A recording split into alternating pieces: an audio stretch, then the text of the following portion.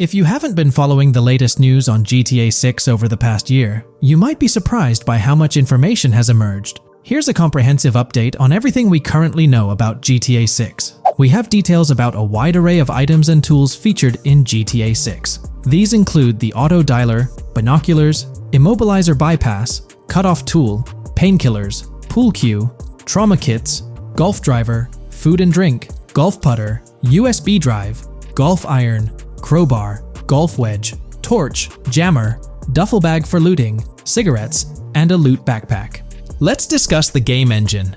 Developers have made significant enhancements to the Euphoria physics engine, improving ragdoll physics and overall game mechanics compared to GTA 5. Now let's discuss the multiplayer aspect. In a leaked clip from GTA 6, we observed a multiplayer session with a player count. This suggests there were 2 players present in the lobby, out of a maximum capacity of 32 slots. This mirrors the setup seen in Red Dead Online and GTA Online, where the capacity is stated as 32, but practically accommodates 30 players plus 2 spots reserved for spectators. While hopes for larger lobbies persist, it appears the testing phase involves 30-player lobbies. Leaks also suggest advanced weather systems, including heavy fog, a feature that was less common in GTA 5. Moving on to collectibles, there's mention of Wyman car parts. In a clip featuring Lucia, a developer is seen placing a cardboard box with a circular icon, indicating it as lootable. Debug text on this box identifies it as Collectibles Car Parts and Wyman Car Parts boxed Generic Used, suggesting players can collect car parts, possibly tied to a character named Wyman who shares a passion for classic cars with Jason. Regarding collectible hats, there's footage of Jason in an apartment where a developer interacts with a hat labeled as an ambient collectible hat. According to debug text, this hints at the inclusion of clothing items as ambient collectibles within the game. Additionally, a comprehensive list of all brands featured in the game is provided. While some brands may be integral to the story, many are included for realism and immersion. The list is displayed on screen for viewers to pause and inspect at their leisure.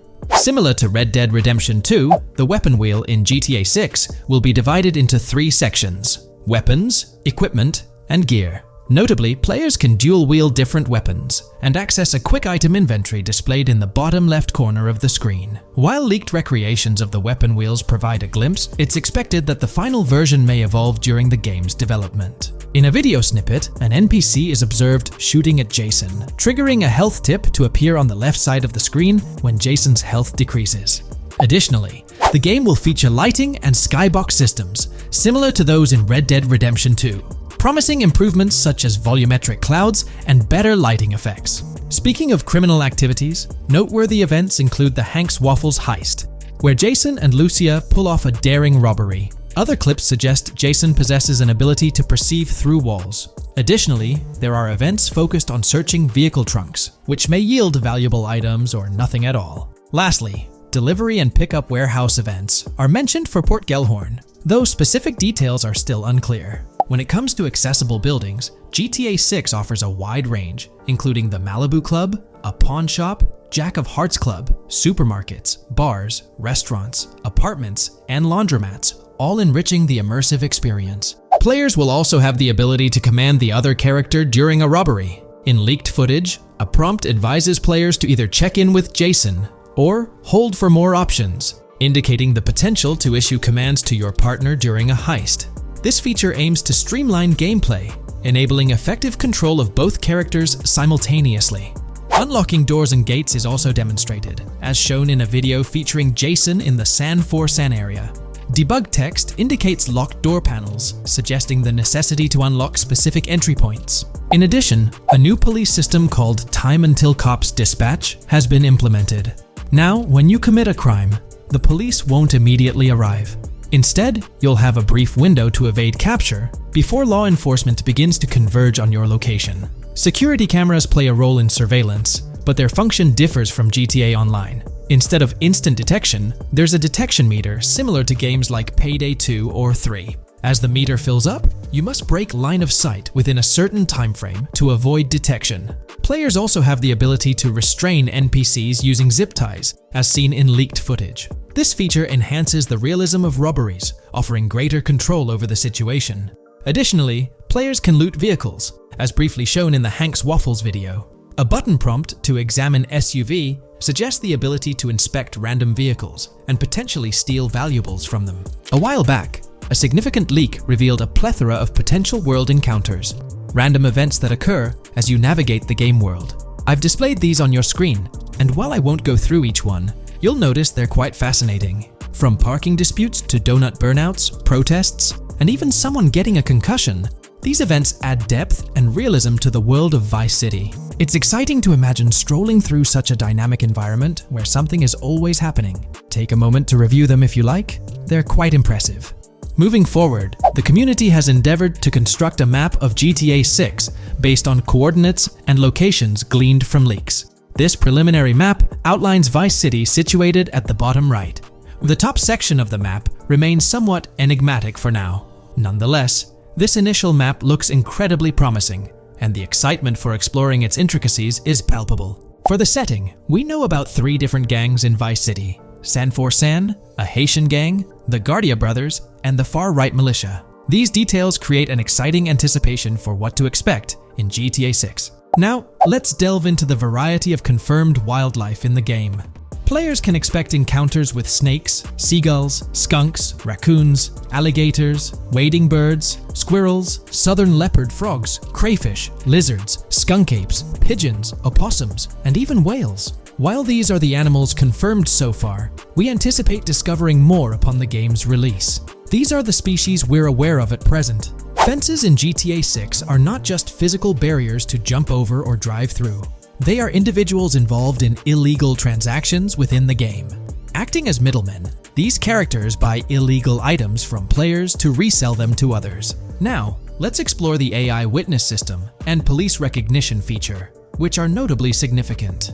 In the Hank's Waffles robbery video, beneath the wanted level stars, there's a mention of full description, suggesting that witnesses can provide detailed information about you. This implies that once identified, the police will recognize you.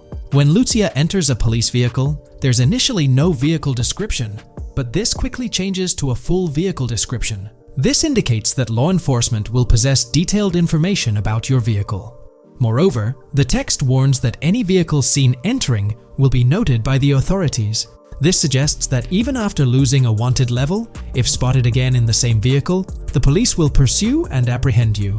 During the robbery scene, Jason attempts to prevent customers with yellow icons above their heads from calling the cops or fleeing. Additionally, a female NPC inside the diner exhibits similar behavior, with her icon flickering as Lucia leaves, turning red when surrounded by cops, and then fleeing upon spotting Lucia. These advanced NPC systems indicate a more sophisticated interaction model. Regarding item sharing, Jason and Lucia appear to be able to share items between them.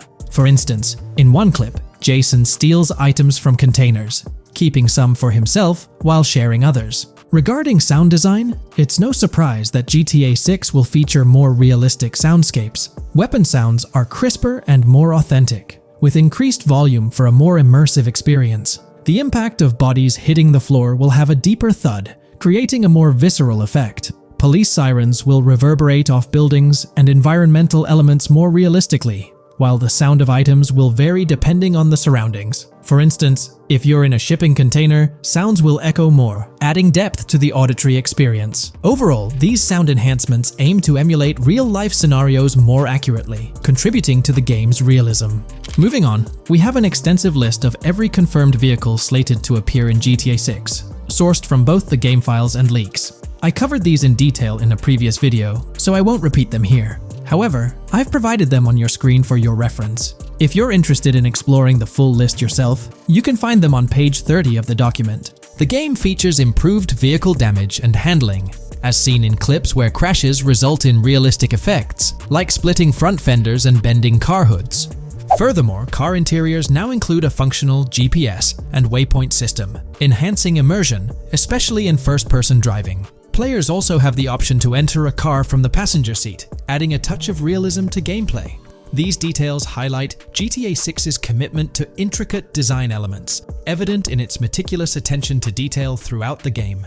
In addition, several new gameplay mechanics have been revealed. Players will now have the ability to walk while in cover, a long-awaited feature that introduces prone movement for the first time in GTA gameplay. Loot bags will allow for storing additional items, and players can now drop and pick up weapons. A new under fire animation has been introduced where characters cover their faces during combat, and players can opt to self-revive after sustaining heavy damage. Other significant mechanics include the ability to switch shoulders while aiming down sights, grappling during hand-to-hand combat, and the introduction of buddy communications and a buddy ping system. This system, likely shared between protagonists Jason and Lucia, remains intriguing, with its full functionality yet to be revealed. Additionally, a new cover mode has been introduced, altering the way shooting from car windows is executed.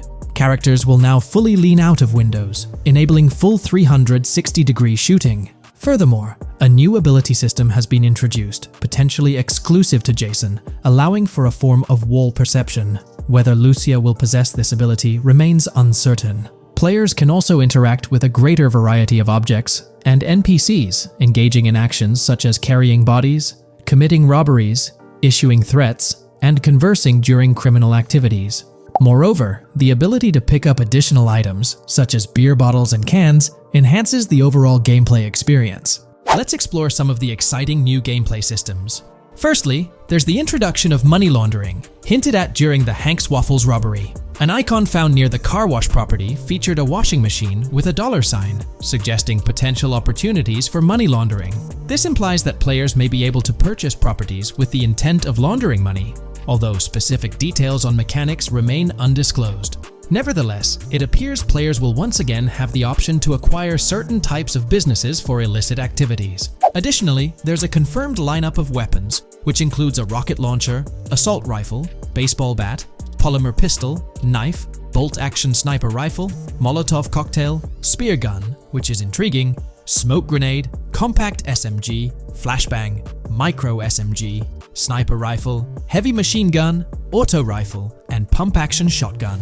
Moreover, glimpses of Jason in various states, sporting different hair lengths and facial hairstyles, suggest a hair growth system akin to Red Dead Redemption 2. This feature seems highly likely given the game's lineage. In terms of sustenance, players can consume items directly from their inventory. In a scene at a gas station, Jason adds wine, soda, and fruit to his inventory, highlighting the ability to eat and drink on the go, akin to mechanics seen in Red Dead and GTA Online. In GTA 6, you can expect to encounter raccoons rummaging through trash cans and stealing food bags. This is evidenced in the game files, which document 3 world events: raccoon climbing out of garbage, raccoon rummaging through trash, and raccoon stealing food. While there are numerous intricate details to explore, we've uncovered a multitude of confirmed locations spread across Vice City and its surrounding areas. Naturally, Vice City serves as the central hub, encompassing neighborhoods such as Edgewater, North Vice City,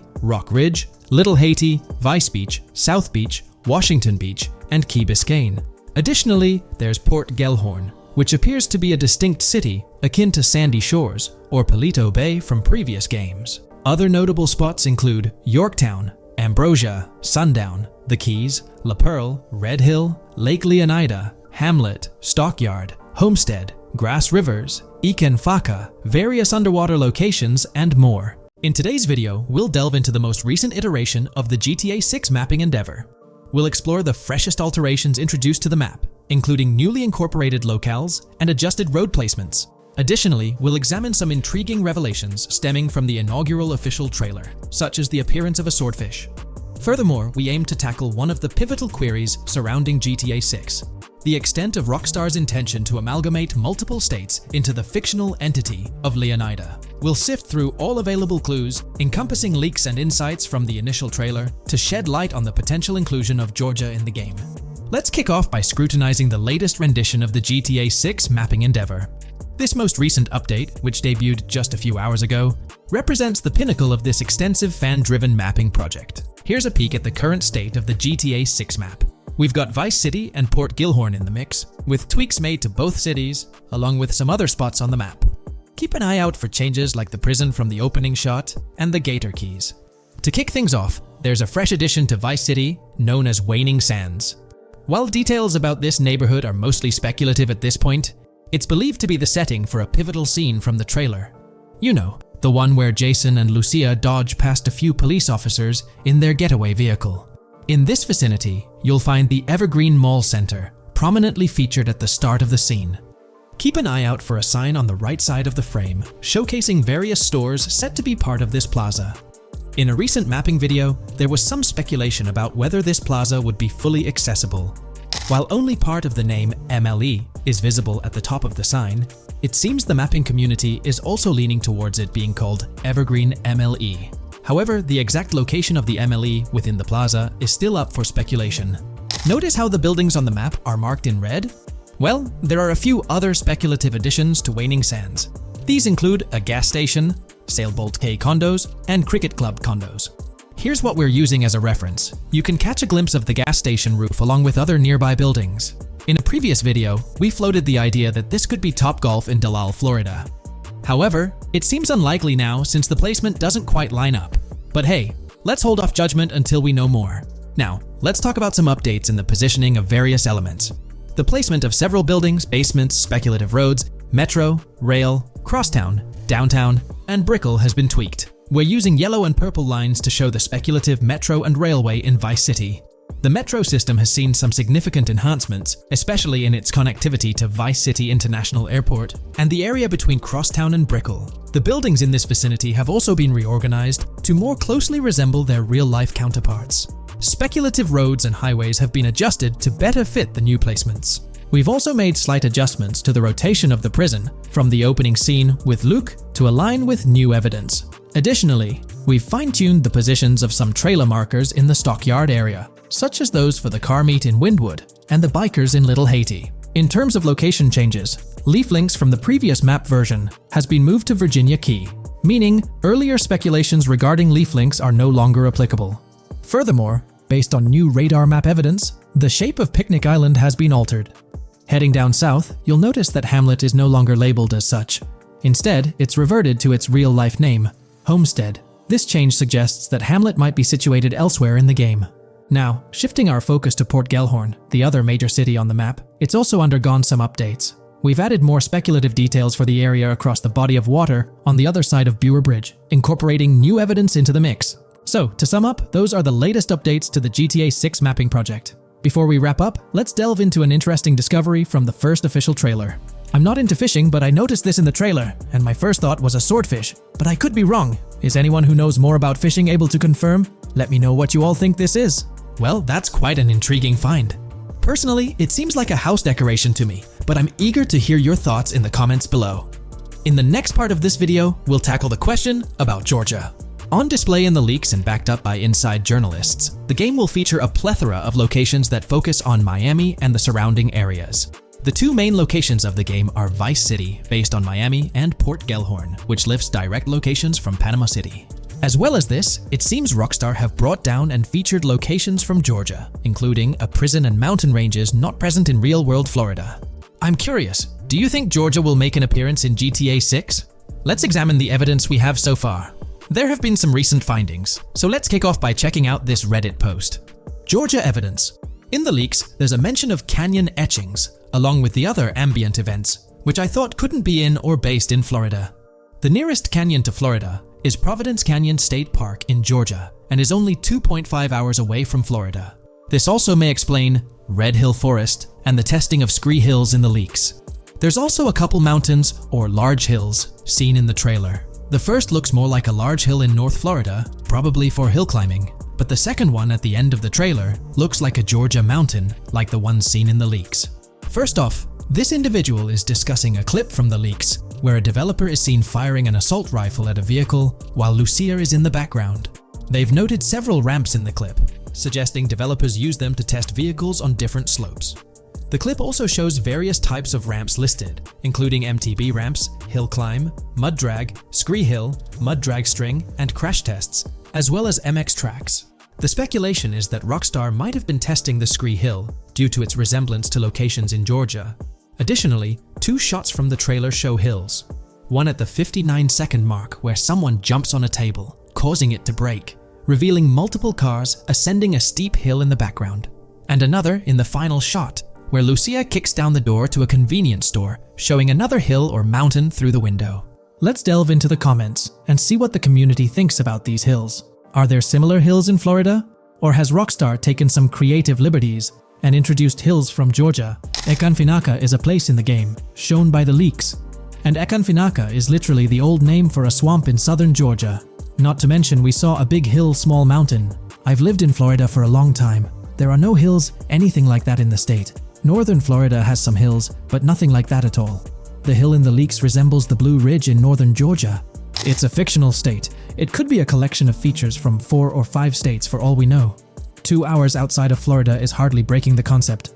I'd imagine much of the urban landscape will be much like Florida, with the outskirts being closer to Caribbean, or as you said, Georgia. There's a separate post talking about these mountains in GTA 6. We know GTA 6 is being based in Florida, a relatively flat state, so it'd be obvious to think that the game will stay true to its setting. However, one interesting thing I found in the diner robbery footage from the leaks is that a huge mountain can be seen in the far distance, particularly around the part where Lucia starts approaching the police car from the passenger side. I'm not sure if anyone else has noticed this, but it's interesting to note, considering Florida is the flattest state in the country, LOL. Maybe we can go to other states? The area does resemble rural Georgia. Thoughts? I think it will be more similar to RDR2 than past GTAs where it's only one state. I bet the map will be a hybrid of Georgia and Florida. If not, then Florida and most likely another country like Cuba or some South American country with mountains. Yes, probably we can visit the state of Georgia. A few weeks ago, someone found out that the prison you can see in one clip is from Georgia as well. Multiple states in the game. The Florida Scout lady mentioned Rockstar Scouting interiors in Florida and other states in the southeast. Hopefully this means we get towns, or maybe cities in these other states, instead of simply hilly terrain. As this individual pointed out, there's a prison visible in one of the leaked clips, and it bears a striking resemblance to Augusta State Medical Prison. Situated in Grovetown on the county lines of Columbia County and Richmond County in Georgia, United States, this facility houses primarily male inmates with occasional female inmates and has a capacity of 1326. Built in 1982 and operational since 1983, it operates as a close security prison. Augusta State Medical Prison was one of the 7 prisons involved in the 2010 Georgia prison strike. With such solid evidence pointing towards Georgia, or at least a portion of it being featured in the GTA 6 map, it's worth noting that Rockstar has done similar things before. In GTA San Andreas, for instance, they created the state of San Andreas, which is a blend of California and Nevada, with Las Venturas mirroring Las Vegas. Feel free to share your thoughts on everything discussed in today's video in the comments section below. Today's video will delve into the latest iteration of the GTA 6 mapping endeavor. The developers have expanded and refined the GTA 6 map significantly, making it the most comprehensive fan-made project to date. It incorporates all available data from leaks and the initial official trailer. We'll explore the recent updates to the map and conduct a fascinating comparison between the current GTA 6 map and those of previous GTA games. Additionally, we'll examine a fan-created satellite view of the GTA 6 map, along with the inclusion of Tommy Vercetti's mansion spotted in the trailer. All of these elements will be discussed in detail throughout this video. Let's kick things off with the GTA 6 mapping project. Changes have been implemented across all regions of the map. To ensure we cover everything comprehensively, we'll begin our tour from the northwest and work our way down, addressing each modification along the journey. Firstly, the map's dimensions have been expanded from 16,000 by 16,000 to 18,000 by 18,000 to accommodate the newly added landmass. Each square on the map measures 500 x 500 meters. Based on the latest estimations, the map will be larger than before, requiring more space to accommodate all its features. Currently, the northern portion of the map remains unknown, which contributes to its perceived size. Hence, the map extends beyond what's visible on the screen. According to rumors, the GTA 6 map is speculated to encompass 3 major cities. Presently, we're aware of 2. Vice City, the largest city, and Port Gorn, which has undergone further expansion in the latest map update. The third location, Yorktown, is anticipated to be modeled after Tampa.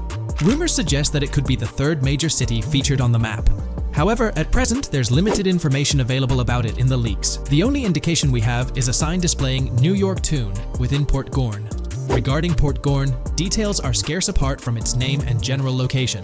It's positioned north of Fort Killorn and east of Yorktown. Moving on, we encounter Hank Hill, one of the notable elevations in the game. Despite Florida's predominantly flat terrain, Rockstar has incorporated hills sporadically to diversify the landscape.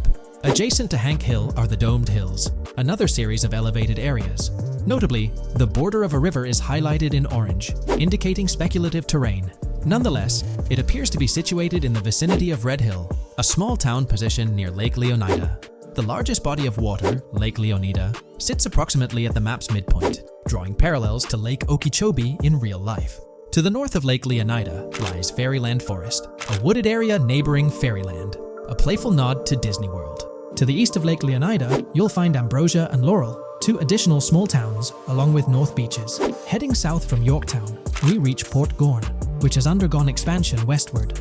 The buildings and roads depicted in black and grey correspond to those visible in leaked footage and the trailer. Roads highlighted in red, along with orange borders, remain speculative. However, the port area shows two speculative buildings and a portion of the border that's confirmed. The Bay Area has seen overall enlargement, including modifications to the speculative islands near Port Gorn. Additionally, a newly added section featuring small islands and a confirmed border indicates further expansion. With these developments, Port Gorn's size may rival that of Vice City. It might not match Vice City's scale, but it could rival, if not surpass, GTA 5's Los Santos, which is remarkable, considering it's our second city on the map. Additionally, the confirmed borders of Port Goro have been adjusted based on new evidence. The remaining areas in Port Goro largely remain unchanged. We still have Han Waffles Diner, surrounded by its buildings and structures, along with Port Gorn Motel, Gorn Bluff, the Pawn Shop, Port Gorn Raceway, Port Gorn Airfield, and the United State Prison. Belleville and Econfina remain situated near Vice City. Now, focusing on Vice City itself, much of it retains its layout from the previous map update. We observed the increasing density of the map, particularly with the Stockyard and Crossdown area now filled in, along with the hotels in the Vice Beach area. The proximity of the buildings to one another is quite striking. Additionally, the buildings on Pelican Harbor Island remain consistent with the previous update. However, there's been a recent discovery. I'd appreciate your thoughts on this matter in the comments below, as it could potentially be significant if confirmed. According to this viewer, they claim to have identified Tommy Vercetti's mansion in the trailer. They're referring to this specific mansion situated on the middle island, directly behind the enormous yacht. It bears a striking resemblance to his iconic abode, raising the possibility that it could indeed be the one. However, it's challenging to make a definitive judgment, since it's nighttime in the footage. It could simply resemble it, but it's difficult to confirm. Nevertheless, it would be fantastic if it indeed makes a return in the game. The recent update brought significant changes to Vice City, particularly with the Vice City port. This is where the scene featuring the bolt shot from the trailer takes place. Now, we have a clearer understanding of its entire border, with some buildings identified. There are two speculative buildings, along with some confirmed ones. The bridges have been updated, and there have been adjustments to the speculated Raya Way. Furthermore, the FLP Solar Amphitheater has been relocated northward based on new evidence. The Vice City International Airport metro station has also undergone updates, aligning with new information from leaks. Notably, the airport now appears more complete, with an additional hangar. These encompass all the changes made to Vice City. Now let's shift our focus to the Grass Rivers, as they've also received updates. The speculative landmass along the west coast has been adjusted to accommodate the map expansion. Notably, the Lake SLW waterway now connects to the Grass Rivers, providing insight into the potential appearance of this swampy region on the map. A scene from the trailer showcased the Airbolt, a vehicle likely used for traversing these areas. Hamlet remains in its original position, serving as a parody of Homestead. It's interesting to note the location of the Shaka Shed, situated in the middle of the Grass Rivers, reminiscent of the shacks seen in Lemoyne in Red Dead Redemption 2. This suggests that this area may draw inspiration from its counterpart. Furthermore, I anticipate hunting to be quite intense in this region, given the presence of alligators, snakes, and lizards. The diverse wildlife, particularly at night, is bound to create a thrilling atmosphere. Additionally, changes have been made to the Gator Keys and the surrounding islands, as observed in the trailer. More specifically, there have been additions to speculative locations, such as Bird Key, based on new evidence. Additionally, some speculative areas across the map have been updated. That wraps up the analysis of the latest version of the GTA 6 mapping project. It'll be intriguing to see how closely it aligns with the actual map. Moreover, let's delve into a fascinating comparison between this latest version and all the other maps in the GTA series. Take a look at this comparison. On the left side, you'll find the latest version of the GTA 6 mapping project. Above it, there's the map of North Yankton from GTA 5.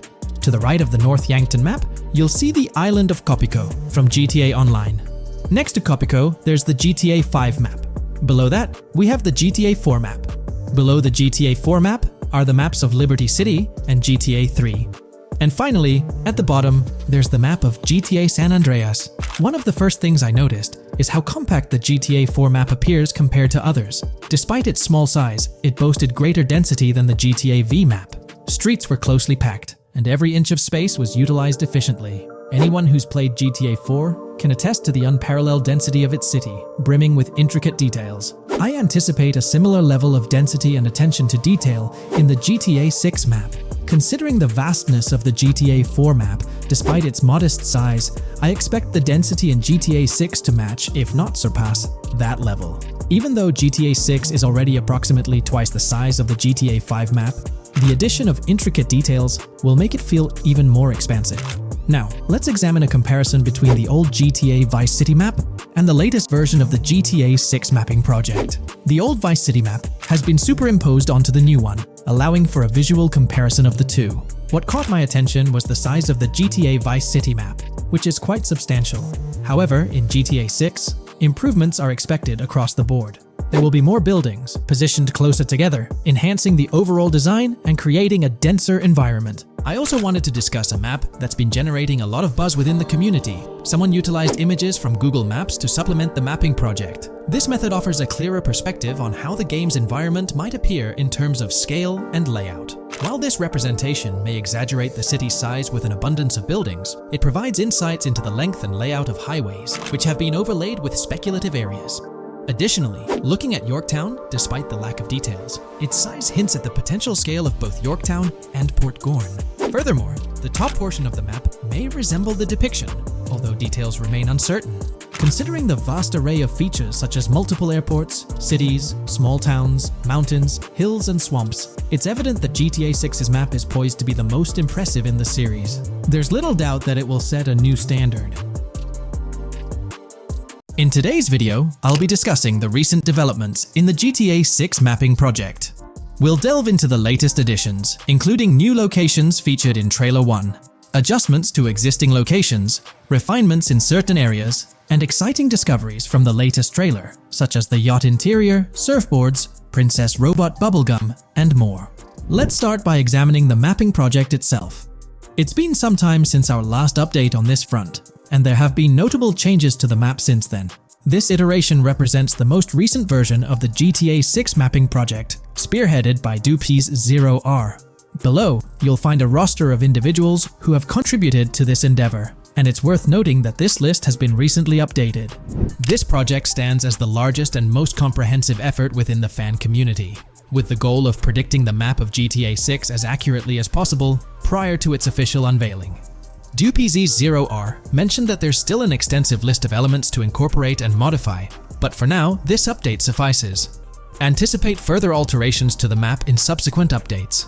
This iteration represents the latest version of the GTA 6 mapping project.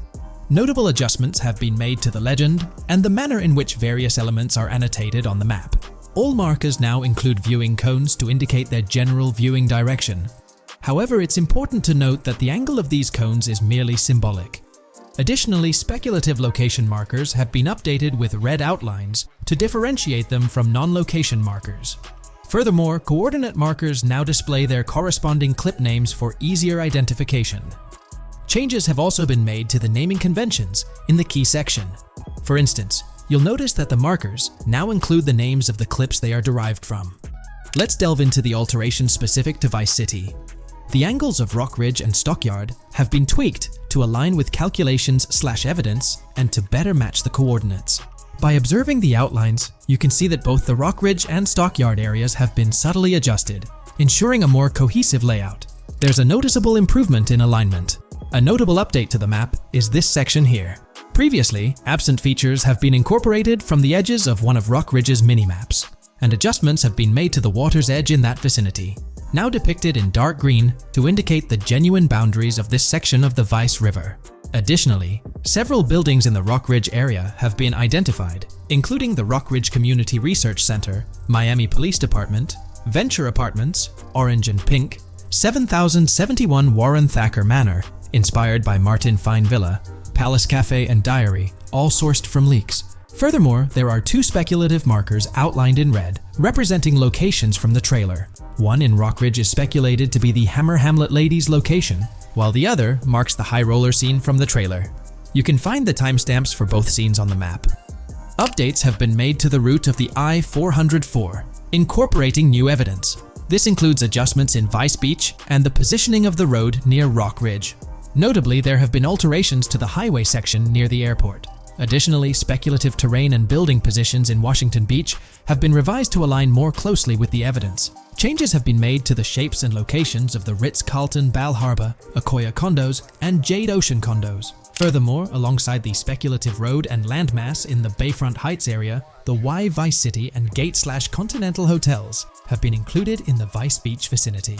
Additionally, several minor adjustments and fixes have been implemented. Regarding the Vice Beach area, there have been additions of new buildings supported by recent evidence. These include 200 Ocean Drive, 260 Ocean Drive, 1043 Washington Avenue, Beach Park Hotel, and Council Towers North. Moreover, over at Brickell Key Island, two new buildings, Brickell Key 1 and Brickell Key 2, have been introduced. Additionally, corrections have been made to the names of the Tequesta Point locations, accurately reflecting their respective positions. Now, let's shift our focus away from Vice City. Firstly, an error regarding St. Joseph has been rectified. Previously labeled in purple, it should have been marked in red to signify that this name hasn't been confirmed in the leaks, but is either speculative or based on real-life data. Moving westward towards Port Gellhorn, there have been notable additions to the leaked industrial area opposite the state prison, along with improvements to the prison itself. Several speculative structures, highlighted in red, including a water tower and industrial buildings, have been incorporated, along with a cell tower across from the prison. Heading south to the Keys, significant improvements have been made. Adjustments to the landmass near the camera location, where the shot with the Dodal seaplane occurs, have been made based on speculative evidence. An airbase/runway has been added, along with guard booth and barriers visible in the trailer. Additionally, two speculative buildings marked in red, as well as the speculative Naval Area Station, have been included. That wraps up all the updates to the GTA 6 mapping project. Share your thoughts in the comments below. There have been some significant changes with this update. But now, let's shift our attention to the discoveries made in the trailer. I also wanted to touch on these findings in this video.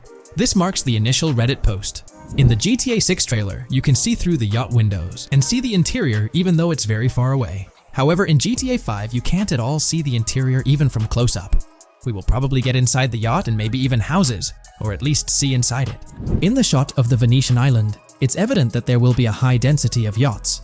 It seems that the boats will be easily accessible, and based on the leaked shot featuring Jason on a boat from 2022, it's probable that players will have the freedom to enter, drive, and explore yachts like the catamaran seen in the opening scene of the trailer. Now, on to the next discovery, surfboards. Know a lot of people been talking about surfing, and while there's still nothing indicating it being an interactive minigame, surfboards are in-game and seen in the trailer. Surfboards were in 5, but only on the tops of certain cars, and a few static ones sat the beach. What do you all think? Will surfboards act as decorations like they were in 5? Or will it be a fully fledged minigame? Personally, I'm not fully convinced yet, but if NPCs do have actual schedules/lives, I can't see things like surfboards just being static, especially at the beach. My guess is we'll see NPCs bring their own items to and from the beach, including surfboards, but the interactiveness is still in question. From the leaks, there hasn't been any information indicating that surfing will be an interactive activity in the game. Nonetheless, there have been numerous articles discussing this possibility, like the one mentioned here. Major GTA 6 leak allegedly hints at surfing to debut in series. The upcoming GTA 6, officially untitled, leaks are becoming more frequent and interesting, with a recent one revealing that the upcoming title will include new water sports, such as surfing. According to a report by the Dexerto Gaming website, a leaker named Alix Venturas revealed on Twitter that Rockstar Games plans to improve the water physics in Grand Theft Auto 6 and will introduce several water-based activities. While the gaming studio has not officially commented on the leak, players are convinced, given that Grand Theft Auto 6 will almost certainly feature Vice City, a fictional version of Miami, Florida, known for its beaches and water activities. However, it's important to note that these rumors haven't been confirmed by either the official leaks or the trailer. It remains to be seen whether these surfboards will merely serve as decorations. Now, on to the next and final discovery I'd like to highlight in this video, which might just be your favorite. Princess Robot Bubblegum is confirmed to be in GTA 6. Just like the Righteous Slaughter game series, Princess Robot Bubblegum is seen on a shirt, and will most likely return with more episodes. The series originally appeared in The Ballad of Gay Tony, and again with more episodes in GTA 5, making this the third appearance. Here's all the information we've managed to gather about Grand Theft Auto 6 so far. Dedicated fans have compiled a 60-page document that meticulously covers every new feature revealed in last year's leaks. These features have been officially confirmed by Rockstar Games, as they originate from the footage Rockstar themselves acknowledged as part of Grand Theft Auto 6. Keep in mind that the game is still in development, so some details might evolve. However, as of now, these are the features you can expect to find in the game. If you're interested in delving into the full document, you can find a link in the description, but bear in mind that it's quite an extensive read, so we'll break it down for you. Let's begin by discussing the game engine. Euphoria physics has undergone adjustments, and improvements have been made to the ragdoll physics and overall game physics compared to GTA 5. Additionally, Grand Theft Auto 6 will incorporate lighting and skybox systems similar to those seen in Red Dead Redemption 2. This means you can anticipate enhancements like volumetric clouds and better lighting,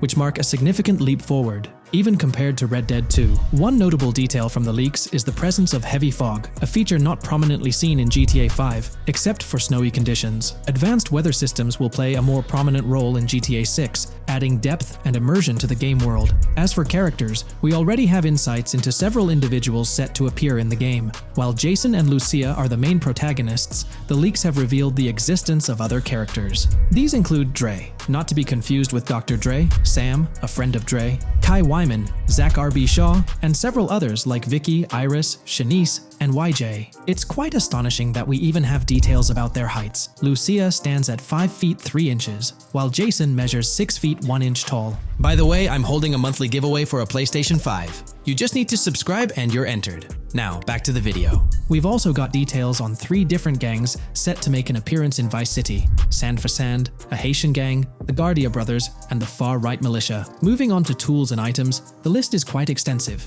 You can expect to find an autodialer, binoculars, immobilizer bypass, a color tool, painkillers, a pool cue, trauma kits, a golf driver, various food and drink items, a golf putter, a USB drive, a golf iron, a crowbar, a golf wedge, a torch, a Slim Jim, a tracker jammer, a duffel bag for stashing your loot, cigarettes, and a backpack, again for storing your loot. When it comes to weaponry, the leaks confirm several options: a rocket launcher, an assault rifle, a baseball bat, a polymer pistol, a knife, a bolt-action sniper rifle, a Molotov cocktail, a spear gun, which is intriguing, a smoke grenade, a compact SMG, a flashbang, a micro SMG, a hunter sniper rifle, a heavy machine gun, an auto rifle, and a pump-action shotgun. The weapon wheel system will be divided into 3 sections: weapons, equipment, and gear. This setup is reminiscent of Red Dead Redemption 2, where you had access to your weapons, items, and horse all in one interface. Notably, we've seen glimpses of the ability to hold different weapons in each hand,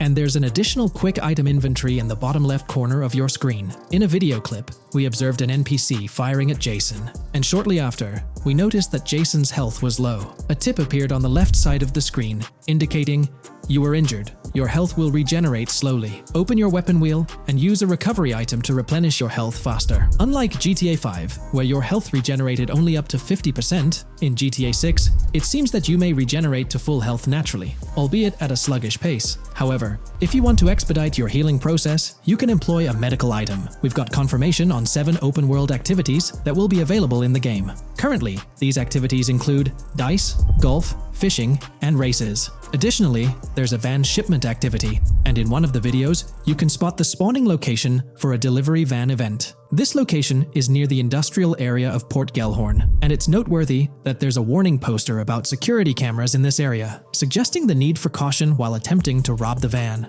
Now, regarding robberies, if you've seen the leaks, you might remember the Hank's Waffles robbery, which was quite impressive. Jason and Lucia took on the challenge of robbing this massive diner. In another clip, when Jason was entering a store for a robbery, it became apparent that he possessed an ability allowing him to see through walls. The leaks also mention events related to searching vehicle trunks for something valuable, or perhaps finding nothing at all. Moving on, there's another event type called deliveries mentioned, specific to Port Gellhorn. It's somewhat challenging to predict the exact nature of these events, but that's all the information we have for now. As for enterable buildings, Grand Theft Auto 6 is set to offer more opportunities for exploration. Confirmed locations you can enter include the Malibu Club, a pawn shop, the Jack of Hearts, supermarkets, bars, restaurants, apartments, and laundries. Now, let's discuss multiplayer. In the leaked files, we did come across one multiplayer clip, and in the bottom left corner of the screen, it displayed PL2 of 32, indicating that there were 2 players in the lobby out of a possible 32 slots. This mirrors the setup seen in Red Dead Online and GTA Online. While it's mentioned as 32 slots, it's worth noting that the player count is actually capped at 30, with 2 additional spots reserved for spectators. While hopes may be for larger lobbies in GTA 6, at least during this testing phase, they were exploring the feasibility of 30-player lobbies. Let's delve into collectibles in the game. During a scene in one of the clubs with Lucia, we can observe a developer placing a cardboard box on the ground. Notably, these boxes appear to be lootable, with a circle icon indicating their interactability. The debug text on this box reads, collectibles_car_pass, suggesting that these boxes will contain car part collectibles. Furthermore, there's mention of Wyman car parts boxed generic used, which has sparked speculation that players may collect car parts specifically for a character named Wyman. It's inferred that both Jason and Wyman share an interest in classic cars. Moving on, we've got collectible hats. In a video featuring Jason in an apartment, a developer is seen interacting with a hat labeled as an ambient collectible hat in the debug text. This implies that one of the ambient activities in the game will involve gathering various articles of clothing, which adds an intriguing layer to gameplay. Now there's a comprehensive list of brands featured in the game, which I won't read out individually, as many may not be of significant importance to the storyline. Instead, I'll display them on your screen for your reference. Feel free to pause the video if you'd like to take a closer look. Moreover, we have a list of confirmed animals in the game. As of now, the roster includes snakes, seagulls, skunks, raccoons, alligators, boars, wading birds, squirrels, southern leopard frogs, crayfish, lizards, skunk apes, pigeons, opossums, and whales. Keep in mind that this is not an exhaustive list, and there's a good chance we'll encounter even more wildlife when the game officially launches. These are simply the animals we have information on at this point in time. In the ongoing exploration of the forthcoming Grand Theft Auto installment, a plethora of new gameplay mechanics has come to light. These enhancements promise to augment the player experience in a variety of ways, ushering in a fresh layer of dynamism and immersion within the game world. First and foremost, players can now maneuver while ensconced in cover. This feature introduces a newfound level of flexibility during engagements, allowing for more strategic positioning in combat scenarios. Additionally, the ability to assume a prone position, a feature conspicuously absent in previous iterations of the game, adds an exciting dimension to gameplay, affording players the capacity to lie flat on the ground, potentially enhancing stealth and tactical maneuvers. Furthermore, the inclusion of loot bags offers a means to store surplus items, expanding inventory management options. An interesting addition is the capability to both drop and retrieve weapons, affording players greater adaptability in response to evolving circumstances. During intense firefights, a novel under-fire animation engages, wherein the player character instinctively shields their face from incoming projectiles, providing a more immersive combat experience. In the aftermath of enduring a severe blow, players are granted the opportunity to enact self-revival, potentially turning the tide of adversity. In aiming down sights, the option to seamlessly switch shoulders grants players a tactical advantage, facilitating improved positioning and target acquisition. Moreover, hand-to-hand combat now includes the ability to execute grabs, diversifying the melee combat mechanics. A noteworthy addition to the game is the implementation of buddy communication, embodied in the Buddy Comms and Buddy Ping system. Although specific details remain undisclosed, it is plausible that these features will facilitate coordinated actions between the two main characters, Jason and Lucia. Vehicle combat has witnessed a transformation, as shooting from car windows now entails the complete egress of the player character from the window, enabling full 360-degree firing capabilities, thereby revolutionizing vehicular combat dynamics. The intriguing Eagle Eye system, seemingly exclusive to Jason, allows for a form of wall-penetrating vision, although its applicability to Lucia remains uncertain. Enhancements also extend to interactions with in-game elements. Players will find themselves endowed with a broader range of interactions, such as the capacity to carry bodies, engage in robberies, issue threats, and converse with non-playable characters, NPCs, during heists. Moreover, the ability to collect additional items, including beer bottles and cans, enriches the gameplay experience. Shifting the focus to new gameplay systems, one particularly exciting addition is the concept of money laundering. During the Hank's Waffles robbery, an icon associated with the car wash property, a washing machine adorned with a dollar sign, has been identified as indicative of money laundering. This suggests that players may have the opportunity to purchase specific types of businesses with the intent of laundering illicit funds in the single-player mode. Moreover, the inclusion of fences introduces a layer of illegal commerce within the game. These fences serve as intermediaries for players to sell illegal items, providing a means to offload contraband and potentially profit from illicit endeavors. The inclusion of hacking mechanics is confirmed to some extent in the game. Lucia is equipped with a set of intriguing tools, including a tracker jammer, immobilizer bypass, USB drive, and an auto dialer. As of now, it remains unconfirmed whether Jason will also have access to these items. Historical leaks from a few years ago hinted that Lucia would be the designated hacker, so the extent of hacking abilities for each character awaits further clarification. Among the event types within the game, two distinct categories emerge: pragmatic cool and chaotic and romantic cool. While specific details surrounding these events are not fully disclosed, they introduce intriguing possibilities for players to navigate. Furthermore, during robberies, players will have the capacity to issue commands to the other character involved. In a video clip from the leaks depicting a robbery, a tip notification suggests checking in with Jason or holding for more options. This implies that players can give their partner commands during a heist. Notably, prompts to instruct Jason to either surrender or follow indicate a degree of control over both characters simultaneously, simplifying coordination compared to relying solely on AI behavior. The witness system and police recognition within the game hold significant implications. During the Hank's Waffle robbery video, an interesting detail surfaces regarding the wanted level stars interface, which includes the term full description. This strongly suggests that witnesses within the game possess comprehensive knowledge about the player character. Consequently, law enforcement is expected to recognize the player once Lucia enters a police vehicle. Additionally, a transition is observed from no vehicle description to full vehicle description in response to Lucia's actions. This implies that even after losing a wanted level, if the police spot the player in the same vehicle, they will react accordingly, potentially leading to an arrest or hostile encounter. During the robbery sequence, Jason can be seen actively preventing customers marked with yellow icons above their heads from calling the authorities or fleeing the scene. Notably, an NPC within the diner exhibits a yellow icon above her head. Following Lucia's exit from the diner, the icon begins to flicker. Subsequently, as Lucia approaches a police car surrounded by law enforcement, the icon shifts to red. The female NPC then departs from the diner, making eye contact with Lucia before hastening away. These developments underscore the sophistication of NPC interactions, presenting a notable advancement in the game's artificial intelligence systems. The prospect of item sharing between the characters Jason and Lucia is on the horizon.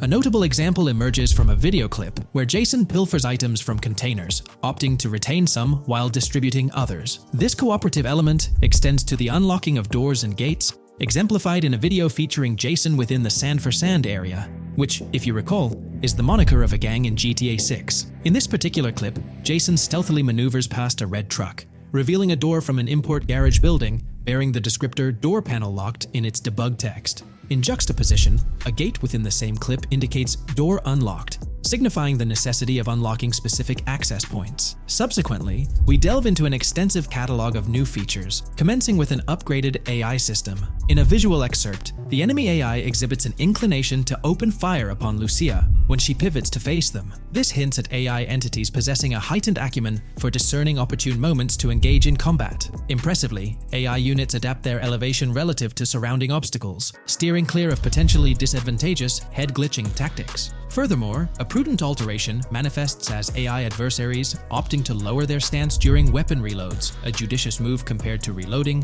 while exposed in the open.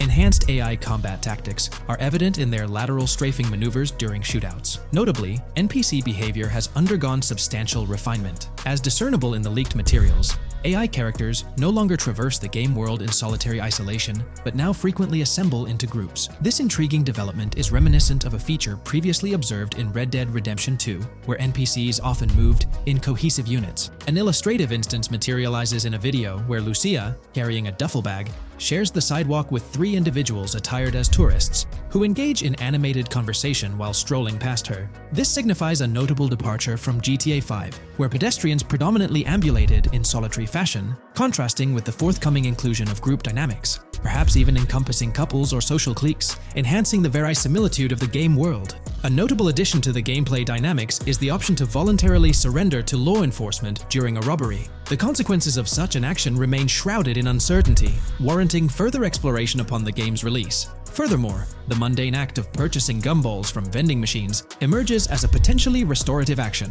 While it can be surmised that gumballs may offer a healing effect, concrete details regarding their function remain pending confirmation. In a nod to realism, akin to GTA 5, the forthcoming installment acknowledges the accumulation of dirt on your character's clothing, reflecting the wear and tear endured during your escapades. The hair and facial hair systems exhibit intriguing variability, with different versions of Jason observable in the leaks, sporting varying hairstyles, including long hair, short hair, stubble, and clean-shaven looks. While not definitively confirmed, this strongly alludes to the introduction of a hair growth system, akin to the one featured in Red Dead Redemption 2. Given the precedents established in the latter game, the likelihood of such a system in GTA 6 appears high.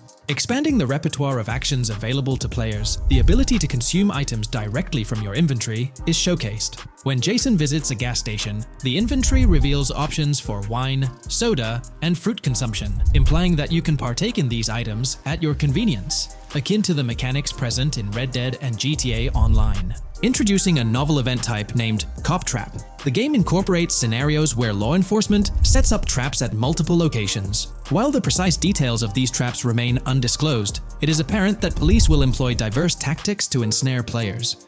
An overhaul in the police system introduces the concept of time until cops dispatch. In this iteration, criminal activities do not instantly summon law enforcement. Instead, players are afforded a brief window to execute an escape before the police response commences. The inclusion of security cameras as a surveillance mechanism adds complexity to evading detection. Unlike the conventional implementation in GTA Online, these cameras employ a detection meter, reminiscent of mechanics seen in games like Payday 2 or Payday 3. Players must act swiftly to evade the camera's line of sight within a specified time frame, akin to a filling bar, to avoid detection. This novel approach to security cameras introduces a fresh layer of challenge and strategy to evading law enforcement. Players will have the newfound ability to restrain non-player characters, NPCs. The primary method, as gleaned from the leaks, involves the use of zip ties. This restraint option becomes particularly pertinent during robbery scenarios, where players can employ zip ties to immobilize NPCs. A novel feature that comes to light is the capacity to loot vehicles. A fleeting glimpse in the Hank's Waffles video reveals a button prompt in the bottom right corner of the screen, labeled Examine SUV. This hints at the prospect of inspecting random cars and potentially engaging in vehicular theft. To make car theft more engaging, an advanced hijacking system is on the horizon. The existence of the Immobilizer bypass device, previously discussed, suggests that pilfering high-end vehicles will pose a greater challenge. Additionally, an item known as the Slim Jim will facilitate unlocking older model cars. These mechanics collectively point to the notion that hijacking automobiles will become a more intricate endeavor, with the potential for car theft endeavors to end in failure. Furthermore, two intriguing event types emerge, namely carjacking, CAT, and carjacking, advanced AI. These events suggest that the vehicular hijacking process will incorporate nuanced elements, potentially involving the interference of an AI-controlled entity.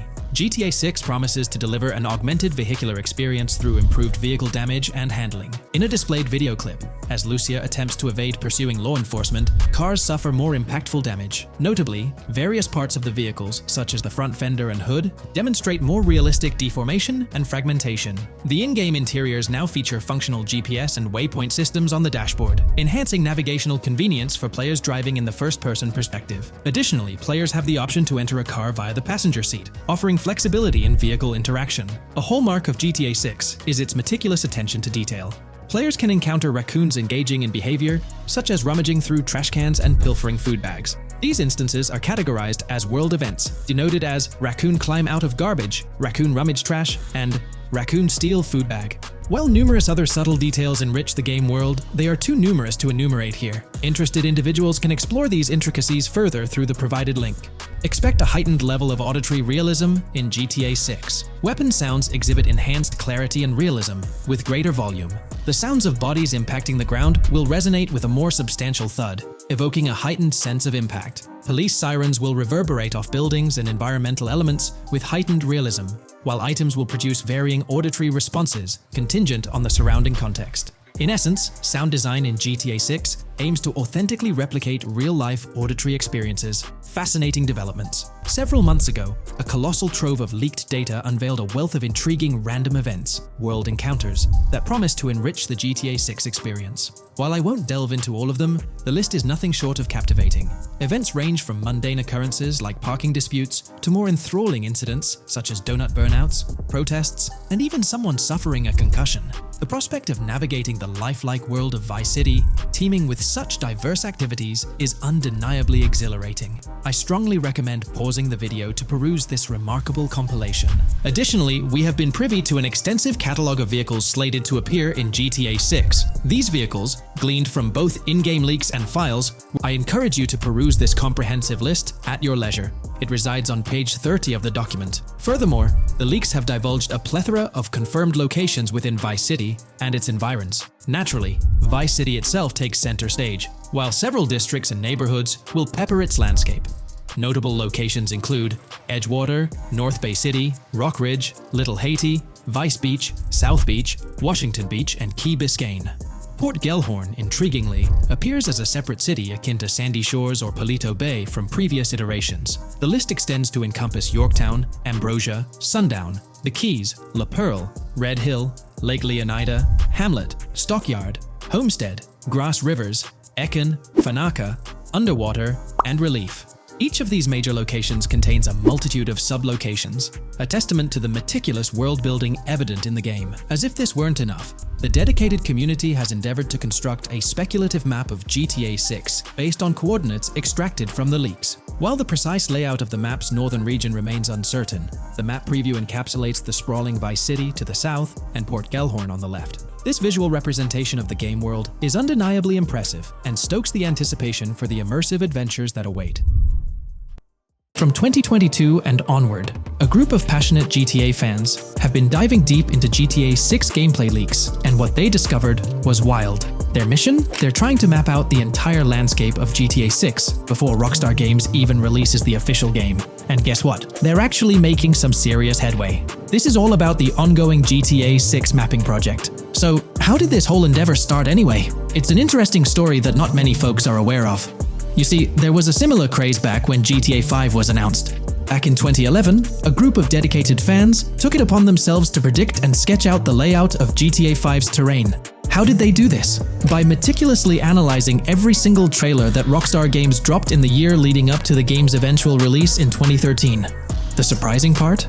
When the game finally hit the shelves, a substantial chunk of what these fans had mapped out turned out to be surprisingly accurate.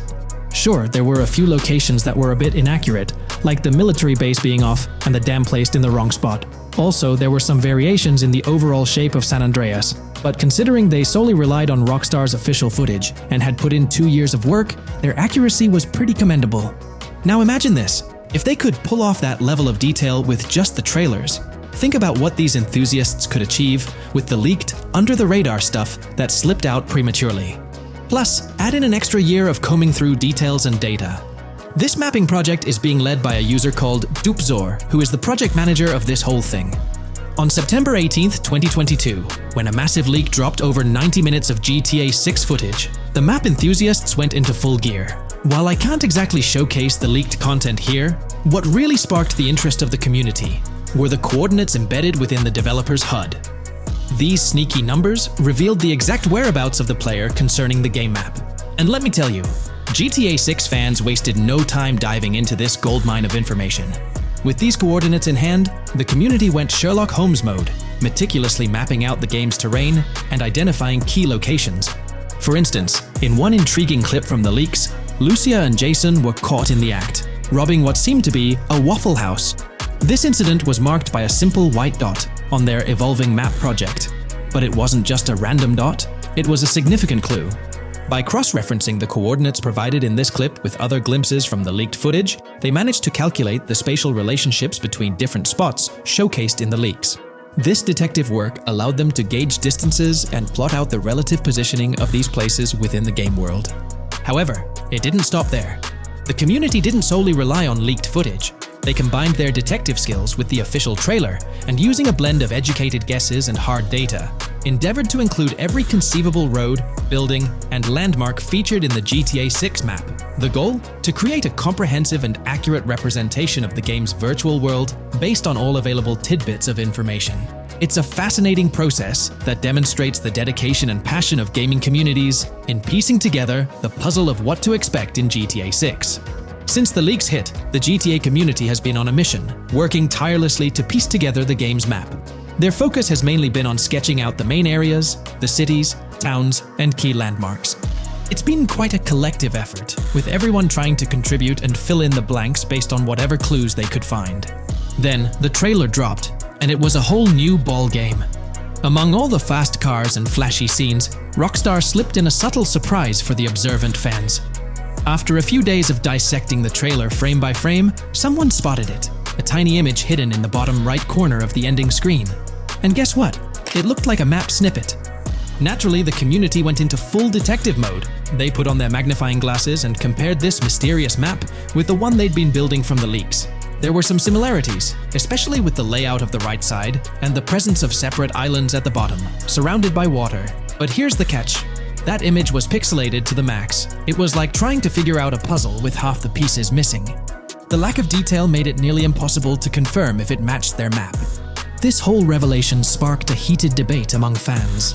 Some folks started wondering if Rockstar deliberately threw this low-res map nugget to mess with their heads. Could it be that Rockstar is messing with the community, leading the GTA 6 mapping project into the wrong path? It's pretty odd for Rockstar to include this map, as it was deliberately placed. When it comes to safeguarding the details of their upcoming games, Rockstar is notoriously tight-lipped. So, when those leaks dropped in 2022, it really threw a spanner in the works for the company. It's kind of a déjà vu situation, considering a similar thing happened back when GTA 5 was in the spotlight. I can't help but wonder if Rockstar did this deliberately, as a deliberate move to shake things up and keep everyone guessing. But then again, we, the GTA fans, are pretty good at concocting theories out of thin air. Now, about that mysterious, highly detailed artwork nestled in the official wallpaper, that's what's really piqued my interest. It's like this odd piece that stands out from the rest, making me think it wasn't just randomly thrown in there. There's gotta be some intention behind it, right? The big question swirling around is whether it's a sly misdirection or a subtle clue for the savvy gamers. But honestly, we won't get any answers until the game hits the shelves, or maybe, if we're lucky, after another sneak peek in a new trailer. The GTA 6 mapping community dove headfirst into dissecting this artwork, but truth be told, there wasn't much to work with. So, they've been sticking to the stuff they can actually confirm. Oh, and those maps floating around, especially the ones from IGN and PC Gamer, they're more like creative interpretations. Think of them as speculative mock-ups cooked up by the mapping community based on their hunches and educated guesses. There's a whole lot of imagination at play there, but none of it has received the official stamp of confirmation. The GTA 6 mapping project might not be dropping any bombshells about unknown locations in the game, especially considering how the gameplay leaks already spilled quite a bit on what's in store. Now, the heart of this community effort lies in the finer details. They're all about pinning down the exact spots where these landmarks and locations are going to be placed within the game's vast world. However, let's be real here. They've barely scratched the surface, covering roughly just 10% of the entire map. Still, kudos to them for the tremendous effort and progress they've managed to make with what they have.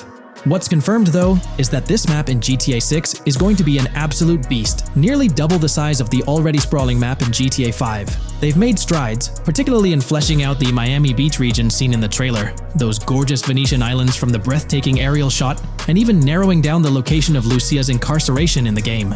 Looking ahead, this ongoing commitment over the coming years will gradually unveil more insights into what we can anticipate from the GTA 6 map. The anticipation is real, and it's fascinating to witness how this mapping endeavor will continue to shape our expectations for GTA 6. Looking at the timeline, it's pretty clear that both the completion of the project and the release of GTA 6 are still a considerable number of years down the road. But let me tell you, the dedication and hard work displayed by this community are nothing short of remarkable. Honestly, they deserve way more recognition for what they're doing. If you're keen on staying updated with the latest progress, or even lending a hand to this endeavor, I strongly recommend hopping onto the GTA 6 mapping community Discord. You'll find the link in the description below. These individuals have a monumental task ahead of them. But you know what? It's an incredibly intriguing project. Back in the days before GTA 5, I didn't even know something like this was happening behind the scenes. But now, As we patiently wait for 2025, every snippet of information or rumor about GTA 6 gets me all excited. And out of everything related to the game, I find the mapping community's tireless efforts the most captivating and commendable. A massive thank you to every single person contributing their time and effort to this project. I genuinely cannot wait to witness the final result of all their hard work. In today's video, we're delving into the character creation aspect of Grand Theft Auto 6 and exploring how in-game NPCs will be generated. We'll take a look at a recent patent filed by T2 Interactive, the parent company of Rockstar Games, which sheds light on the character creation process within the world of GTA 6. The patent reveals details about a new system developed by Rockstar Games, designed to streamline character creation and leverage the capabilities of current generation consoles more effectively. As game worlds grow in size and complexity, filling them with diverse and compelling characters and environments becomes increasingly challenging. Artists are tasked with creating every individual in-game object, from characters to buildings and interiors. As these worlds expand, the computational and design efforts required also increase. However, Rockstar Games has once again demonstrated innovation by developing a system that optimizes the rendering of 3D objects, ensuring efficiency without compromising on detail. This system addresses the challenges posed by the ever-expanding scope of game worlds. The patent we're examining in this video is titled System and Method for Game Object and Environment Generation. This video takes a deep dive into the generation of building interiors and characters within the expansive world being crafted by Rockstar Games. The patent starts off by providing an overview of how objects function within 3D spaces, as explained by Rockstar. Objects used in 3D graphics, often called assets, are a combination of geometry data, for example, the 3D model, and data for textures associated with the geometry data. An asset may be formed of one object, or it may be a composite object made from a combination of objects. The objects that form a composite object may in different contexts be used as independent assets unrelated to the composite object, or they may always be used as a subset of a larger object. They've provided an intro to how 3D objects function in games, aiming to help us grasp the workings of their latest invention.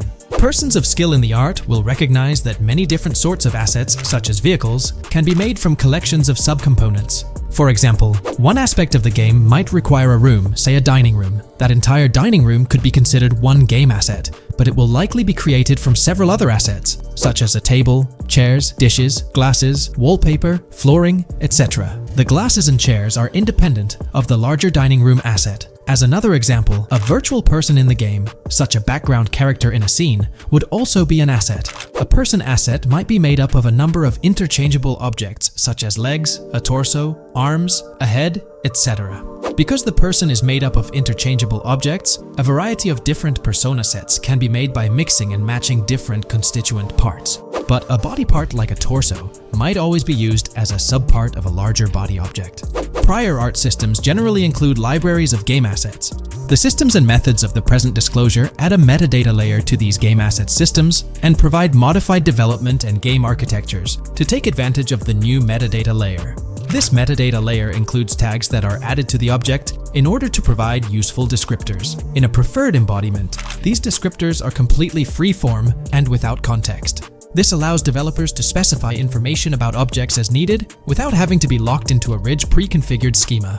Rockstar's new system introduces an additional metadata layer and utilizes tags for enhanced functionality. In the next section, they provide examples illustrating how this tagging system will operate. For instance, characters and virtual beings within the game world will be assigned tags like skinny, chubby, average, attractive, ugly, young, old, and so on. They explain that this tagging system won't just apply to the 3D models or textures alone, but to the entire object package, which includes the model and its associated textures. Essentially, every aspect of a particular character will be tagged. For example, skin textures for elderly characters will be tagged as old, while arms and torsos for heavier characters will be tagged as chubby. They also list other tag examples provided by Rockstar, such as sporty, hipster, emo, preppy, nerdy, luxury, basic, new, worn out, business, and formal.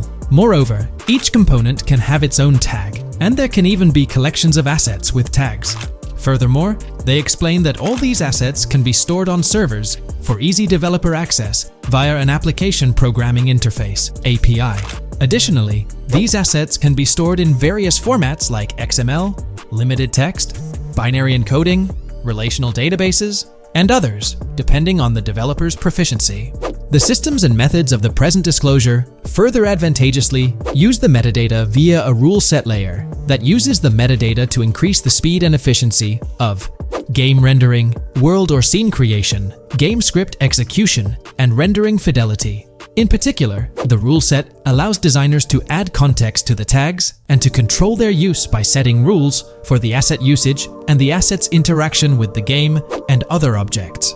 These rules are unrestricted and can be used to provide a wide variety of different capabilities and restrictions for objects. Let's take a look at how these tags will be put into action.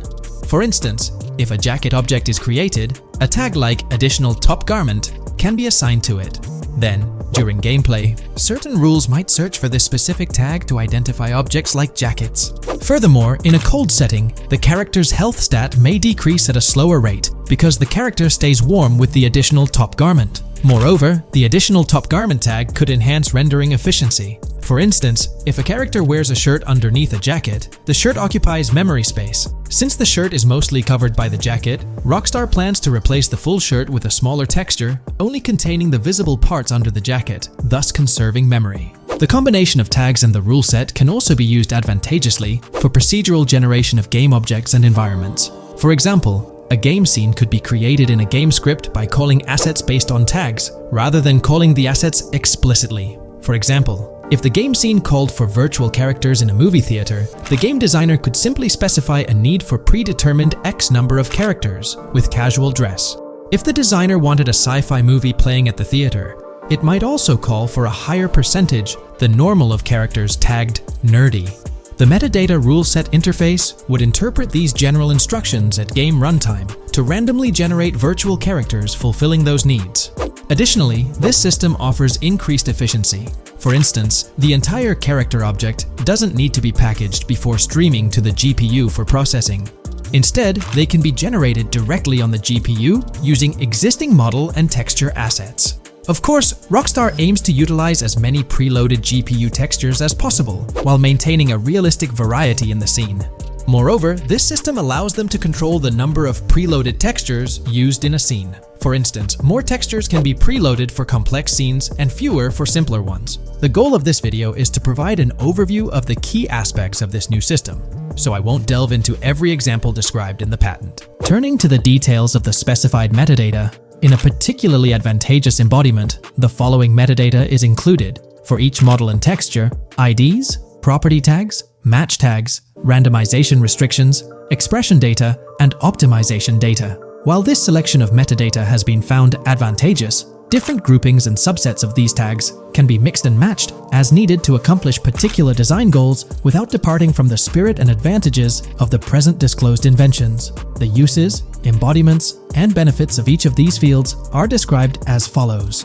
These elements constitute the metadata, and while I won't delve into each one individually, they essentially represent the various tagging methods Rockstar employs to organize models and textures.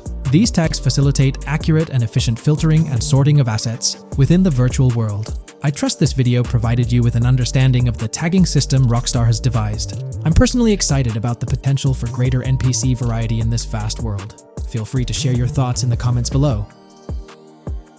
Hey there! In this video, we're diving into an upcoming terrain system in GTA 6 brought to you by Rockstar Games. Additionally, we'll explore some cool graphics enhancements like ambient occlusion, global illumination, and material tinting slated for the next GTA. The scoop comes straight from an official patent filed by Take-Two Interactive, Rockstar's parent company. So let's kick things off by checking out the patent titled Method and Apparatus for Enhanced Graphics Rendering in a Video Game Environment. According to Rockstar Games, the rendering of real-time graphics usually happens in a pipeline setup like this one. At the core of it, the process kicks off by handling 3D vertex information, moving on to render pixel-level details like light color and shadows. In the current systems, one or more shaders are employed for this pixel-level rendering. These shaders are essentially programs that operate on the GPU. The challenge in rendering lies in finding the right balance between realism and detail, while ensuring smooth performance, aiming for that higher frame rate. For example, a virtual world should illustrate various terrains that mirror a number of lifelike geographical areas. Each of these terrains can provide unique interactions with a virtual character in the video game.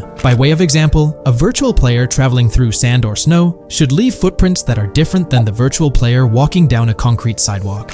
However, because of the number of various terrains that need be accounted for, and the unique behavior of each terrain, conventional graphics systems do not have enough processing power to account for dynamic terrain and the associated interaction with players of the game. So, Rockstar Games developed a shader system for efficiently rendering various types of terrain with high realism. Let's take a peek at the system. The world level map, visible in the bottom right, outlines all the different dynamic terrains, such as muddy, sandy, grassy, hard ground, snowy, and more. Take a gander at this world level map showcasing the diverse terrains. Now, let's explore the various dynamic terrain zones within the game world. Using Red Dead Redemption 2 as an illustration, this world level map plays a pivotal role in determining the terrain that players or NPCs interact with. Essentially, it acts as the foundation to generate a trail map. Think of a trail map as a record of all the imprints left behind by characters, vehicles, and other objects, like the aftermath of explosions. Take this image for instance, showcasing how the snow has been altered by the actions of this NPC. Different shaders of the shader system are used for different terrain types and with different trail map types. For example, basic terrains do not require special shaders, while shallow mud terrains can advantageously benefit from a parallax surface shader to efficiently show ruts and tracks in the terrain with a high detail trail map.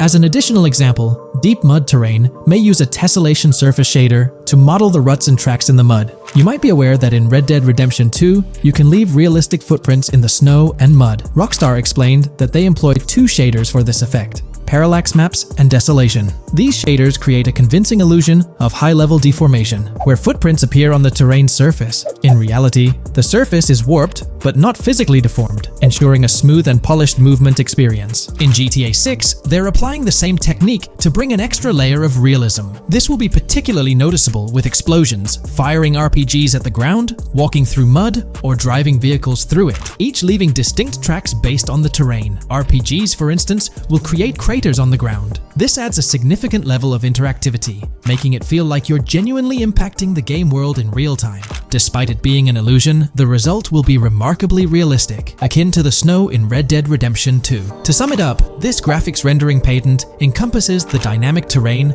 ambient occlusion, global illumination, and material tinting, all exciting new features making their way to GTA 6. Rockstar has invented and patented new graphics rendering systems, which aims to fix some of the problems of traditional graphics rendering systems to make graphics rendering more efficient, thus improving performance and allowing for better, more realistic, and more immersive visuals. Dynamic Terrain System. This is a system that records and creates trail maps which make it possible that terrains can be visually deformed when being interacted with in various ways. Players, NPCs, vehicles, objects, and explosions can affect the terrain. For example, leaving footprints or vehicle tracks in sand can be seen in action in Trailer 1. Explosions will leave craters in the terrain as well. It's also possible for certain changes to the terrain to disappear over time. For example, footprints and tracks in mud disappearing after some time, since the viscosity of mud makes it return to its normal state after some time.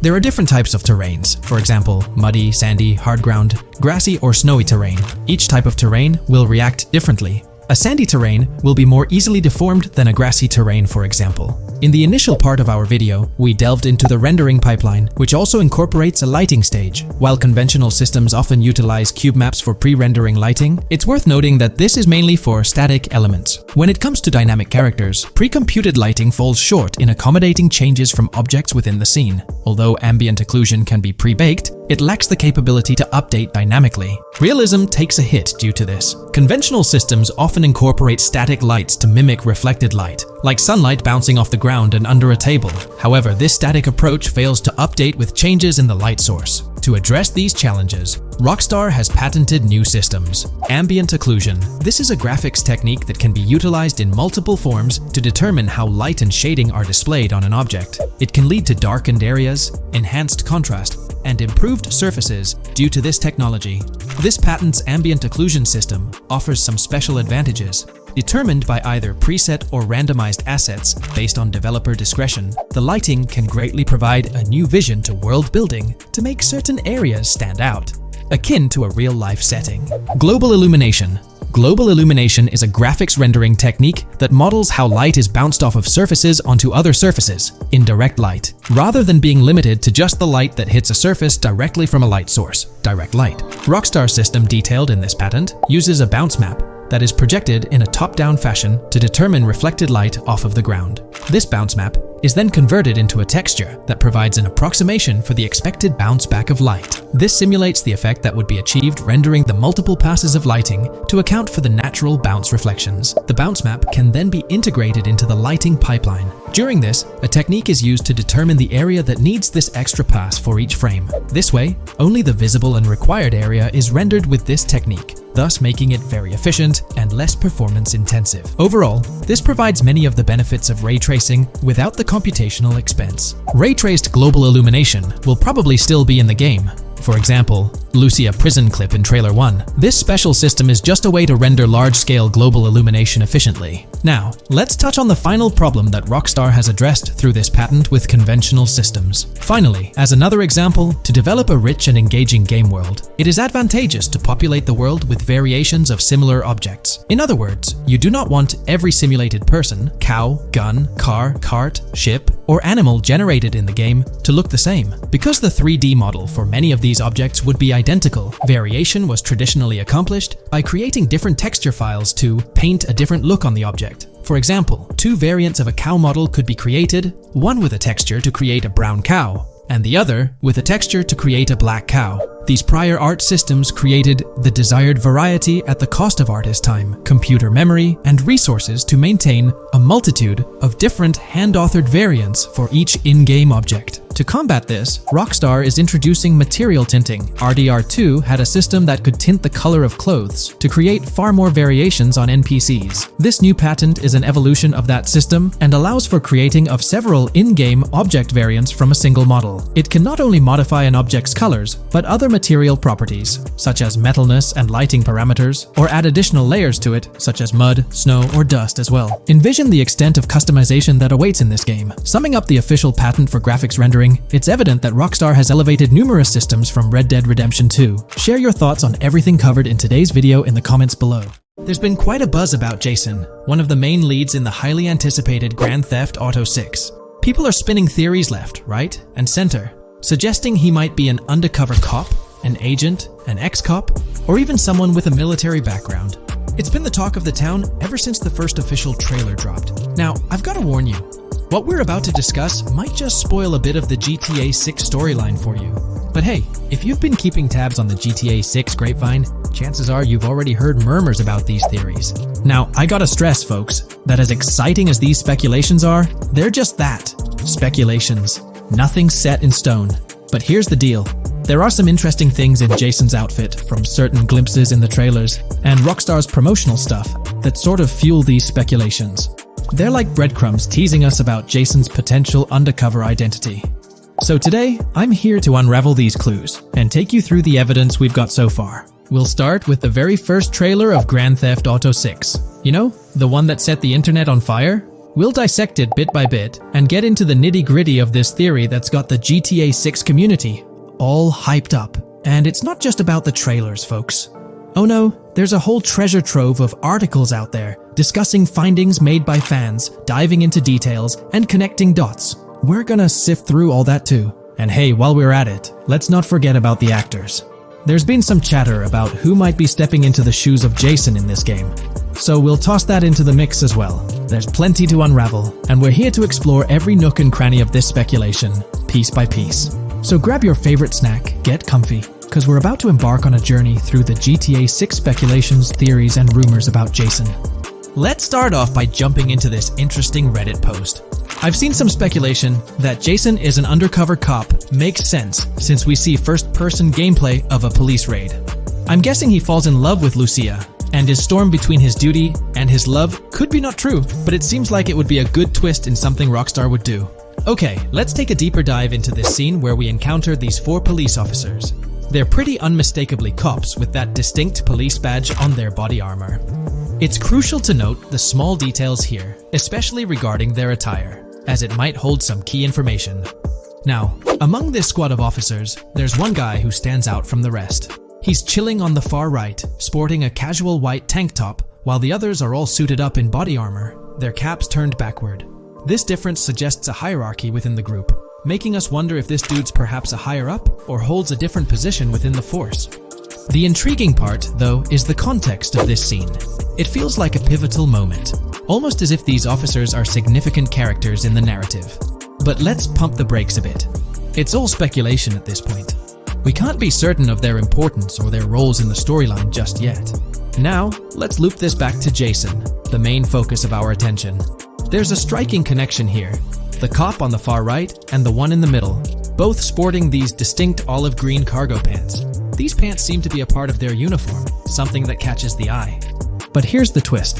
The same style of cargo pants is seen on Jason in the official Grand Theft Auto 6 artwork released by Rockstar.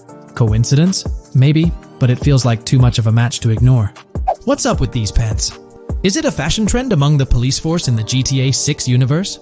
Or could it be hinting at a deeper connection between these officers and our protagonist Jason? The plot thickens, and we're left to ponder the significance of these subtle visual cues. Is there a backstory linking these officers to Jason? Or is it merely a design choice by the creators to establish a visual pattern? We're left with questions, my friends. Questions that make us itch to uncover more about this intriguing storyline. So, buckle up as we continue this investigation, piecing together clues and theories, aiming to decipher the enigmatic links between these officers and our mysterious main character, Jason. There's a whole world of possibilities waiting to be explored within the realm of Grand Theft Auto 6. Let's dive into this article by Exputer that further supports this rumor. GTA 6 fans have been busy digging into the lore of both protagonists since the trailer dropped. It appears that users may already have found notable details about Jason. A slew of forums and posts have popped up with speculations with evidence that complies with prior findings. A post by the Redditor, Jack_Torrance80, on the GTA 6 subreddit solidifies the past rumors that clarified that Jason would start the game as a cop. The pants worn by the protagonist in the GTA 6 poster are a part of the official uniform of Miami-Dade Police. The green cargo pants are the same color used by the Miami-Dade Police SWAT team. Additionally, the inclusion of body cam footage in the trailer may also imply his past background as a cop. It is speculated that he was dismissed from the service during the events of the game, having to continue his life as a petty thief. In the side-by-side comparison, you'll notice something intriguing. Those pants on the right in the image are an exact match to the ones worn by those police officers in the trailer clip. The detailing with those black bands and the gun holsters, it's all there. But here's where it gets interesting. Jason, in the official artwork, doesn't seem to have any of those gun holsters. It's as if he decided to part ways with that gear when he left the police force, holding onto only those distinctive pants. Now, about that white tank top he's sporting in the artwork, it bears a striking resemblance to the one worn by the cop, positioned on the far right in that clip. It's these little connections that make you wonder if there's more to it than meets the eye. Could it be a deliberate choice by the creators to hint at Jason's past, subtly linking him to the law enforcement world? Or is it just a coincidence? In the comments of the Reddit post, a user says, he is probably a dismissed cop or soldier, got too desperate and started to do petty crimes. Lucia brings him the local connections and scores, and he uses his former police training skills in weaponry and vehicles. A dismissed corrupt cop or soldier, a freshly out of jail ex-prisoner. Victor Vance and Tommy Vercetti. And there could be more parallels between these two pairs of characters if you think about it. Vic was being betrayed again and again in his storyline. When he finally decided to quit, his brother pushed him to enter another deal with Tommy, which eventually killed him. Tommy, on the other hand, is a more cunning and ambitious person. He promised Rosenberg to leave him a piece of his Vice City empire, but later abandoned him and left him exiled in Las Venturas. These observations really bring up some compelling comparisons, especially when looking at Tommy Vercetti and Victor Vance from previous GTA installments. There's a chance we might see echoes of similar themes or storylines reflected in GTA 6, which lines up nicely with what Rockstar teased in the trailer. Let's zero in on Jason's haircut. It's clean cut and short, a style often associated with law enforcement or military personnel. That detail might not be just a coincidence. It could be a deliberate choice by the creators to hint at Jason's past as an ex-cop or someone with a military background. It adds an extra layer of depth to his character, don't you think? I'm genuinely interested in hearing your take on this theory. There is a lot of evidence supporting this theory, and it might be a major deal as we might be working with the police possibly in GTA 6. That would be a completely new gameplay element in the GTA series, so we have a lot to look forward to. Tell me, what are your thoughts and opinions about Jason's potential background, whether he's linked to law enforcement or not, as it could shed more light on this intriguing speculation.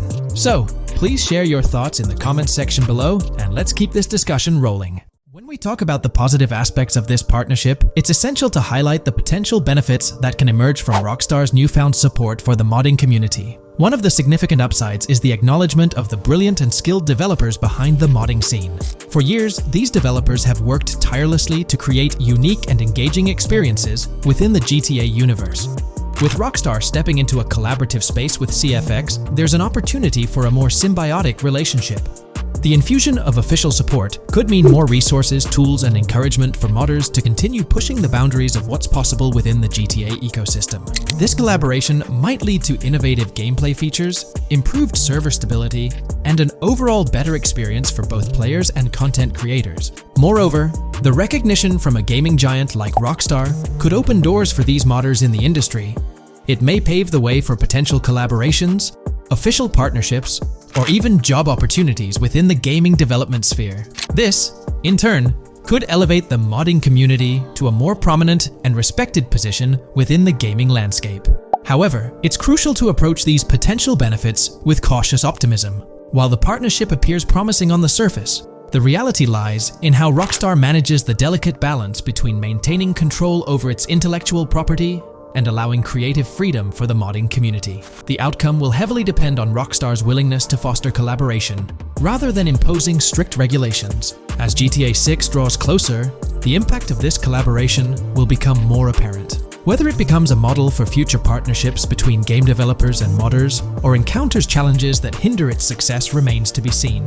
The dynamics between Rockstar and the modding community could shape the future landscape of custom servers, roleplay experiences, and the overall modding scene in the gaming world. Stay tuned as we continue to explore and analyze the evolving relationship between Rockstar and the modding community. On the positive side, there's a glimmer of hope that Rockstar's acknowledgement of mods enhancing the player experience could pave the way for more modding support in GTA 6. This shift in perspective might lead to a more collaborative environment, where modders can contribute to the game's richness without fear of stringent restrictions. With Rockstar officially and financially supporting FiveM, the CFX team gains more resources to elevate the GTA 6 server. This could mean a server even more impressive than the ones they currently run. The fact that FiveM is now a Rockstar Games product suggests a vested interest in its success, promising additional funding and manpower to ensure its flourishing. An intriguing prospect emerges concerning the accessibility of custom servers. Currently limited to PC players, there's speculation that GTA 6 might integrate dedicated servers within the game itself, eliminating the need for external programs like FiveM. If this unfolds, it opens the door for console players to join the custom server experience, broadening the player base and community. Moreover, Rockstar seems to be attuned to fan desires. Despite a larger audience watching RP compared to those actively playing it, Rockstar appears committed to making improvements. Their intent to let custom servers thrive suggests a more fan-centric approach, acknowledging and catering to the desires of the gaming community. However, there are potential pitfalls to consider. The most glaring concern is Rockstar's inclination to monetize these servers. While the specifics remain uncertain, it's almost certain that some form of monetization, be it through custom server shark cards or a pay-to-play system, will be implemented. This could introduce a paywall, affecting the accessibility and enjoyment of custom servers for certain players. As we navigate through this evolving landscape of Rockstar's partnership with FiveM, the delicate balance between fostering creativity and implementing monetization strategies will determine the ultimate impact on the gaming community. Stay tuned as we continue to unravel the complexities of this collaboration and its implications for GTA 6 and the modding community. Let's unpack this a bit more. The whole monetization story got its moment in the spotlight during an earnings report where Take-Two CEO Strauss Zelnick spilled the beans. He essentially said, "If folks are messing around with our intellectual property, why not make a buck or two?" It's a straightforward business move, really. Taking a page from the unprecedented success of GTA Online, it seems like Rockstar caught a glimpse of how these free servers could turn into a money-making machine. Now, the potential downside of this situation lies in the realm of competition. Rockstar's got its A-team working on the custom servers gig. That means anyone outside the Rockstar circle trying to whip up something akin to FiveM is practically painting a target on themselves for a cease and desist. Let's face it, Rockstar might have eyed this strategic move with FiveM from the get-go.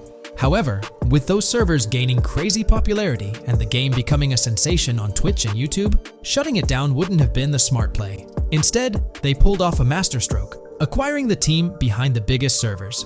effectively cornering the market and positioning themselves to profit from any potential imitators. Now, with GTA 6 on the horizon and servers in the works, Rockstar's sitting pretty. Some in the gaming community are even giving them a nod for finally throwing a bone to the community. But, and there's always a but, at the end of the day, Rockstar's the one making the rules. We'll all have to toe the line because, quite frankly, there won't be any other alternatives in the neighborhood. So, buckle up for Rockstar's GTA roleplay. It's going to be a wild ride. The landscape has already witnessed the repercussions, with servers and mods being handed the shutdown ticket for not playing by Rockstar's latest rulebook. The new mandates include a strict no to real-life vehicles, mission mods, and porting old Rockstar maps or assets rules that weren't in the playbook just a couple of years back. Now, while the financial backing from a mega corporation might seem like a savvy move on the surface, there's a lingering skepticism about whether it'll blossom into the fairy tale ending we've all been envisioning. It's a bit premature to slap a final verdict on the fate of FiveM once GTA 6 hits the stage. Now, let's consider the potential repercussions for the vibrant RP community. While the partnership between Rockstar and FiveM could bring about positive changes, there's an underlying worry within the RP enthusiasts. The fear is that with increased control and potential monetization, the organic and immersive RP experiences that players have come to love might face disruptions. RP communities thrive on creativity, flexibility, and a sense of autonomy. If Rockstar's influence leads to more rigid guidelines, it could alter the dynamic of these communities, potentially affecting the unique narratives and interactions that make RP servers so engaging. As we contemplate the potential impact, it's essential to look beyond the immediate horizon of GTA 6.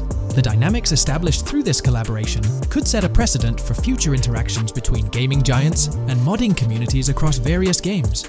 Whether it becomes a model to be emulated or a cautionary tale will be closely watched by both players and industry stakeholders. The future of FiveM and the broader modding community remains uncertain as GTA 6 inches closer to release. While concerns exist, there's also room for hope. The collaboration might lead to a harmonious blend of official support and community-driven creativity, enhancing the gaming experience for everyone involved. As players, content creators, and modders navigate this uncharted territory, the one constant is the love for the game and the shared hope for a positive evolution in the gaming landscape. Taking a stroll down memory lane, Rockstar's track record with monetization doesn't exactly calm the nerves. Add to that the current scenario where they're laying down the law for the CFX team, dictating what's permissible and what's not. This conjures up a cloud of uncertainty regarding the future of both FiveM servers and the broader modding community. Personally, I'm a big fan of RP servers and that immersive content. It's my cup of tea. The idea that the same company that set the stage with GTA 5 might potentially tarnish FiveM, turning it into a monetized maze with no alternatives, that's a bit of a buzzkill. Yet, here we are, in the waiting room until GTA 6 steps into the limelight. Is there a chance we'll see a remaster, or even just a port of GTA 4 hit the shelves this year? It's quite likely, though I'm leaning towards it being more of a port, but let's dive into the details. Back in July 2022, TezFuns2 made it known on Twitter that as per a reliable source with clear accuracy on Rockstar plans, remasters of GTA 4 and RDR1 were on the table a few years ago, but Rockstar chose not to proceed with the projects in mind. The poor reception of the Trilogy Definitive Edition might be a reason behind that decision. After that post surfaced, the topic went quiet for quite a few months, over a year in fact. Then, out of the blue last year, Rockstar Games dropped the bombshell and revealed a fresh project in the Red Dead Redemption universe. Although there hasn't been an official announcement regarding the GTA 4 remaster, there are indications pointing towards the existence of such a project, with a potential release date as early as March 2024. Take-Two, the parent company of Rockstar Games, had previously hinted at having 2 re-releases in the pipeline, set to launch by that specific month. The original Red Dead Redemption was among the 2 games mentioned, leaving room for speculation that the other could potentially be GTA 4, while it's also plausible that this could be an entirely different project unrelated to the Grand Theft Auto franchise. It's worth considering. This isn't the first time there have been murmurs about a GTA 4 re-release or remaster. Returning to the Red Dead Redemption 1 port, unfortunately, it wasn't the news fans were hoping for. Instead of a full remake or remaster, the developer revealed a port with no new content. Typically, when people hear about a remaster or remake, they expect incredible graphic improvements, higher resolution, better quality textures, and advanced graphical effects like ray tracing. Contrary to these expectations, many argue that this game needs significant improvements, particularly concerning inconsistencies in the story. In 2018, Red Dead Redemption 2 was released as a prequel.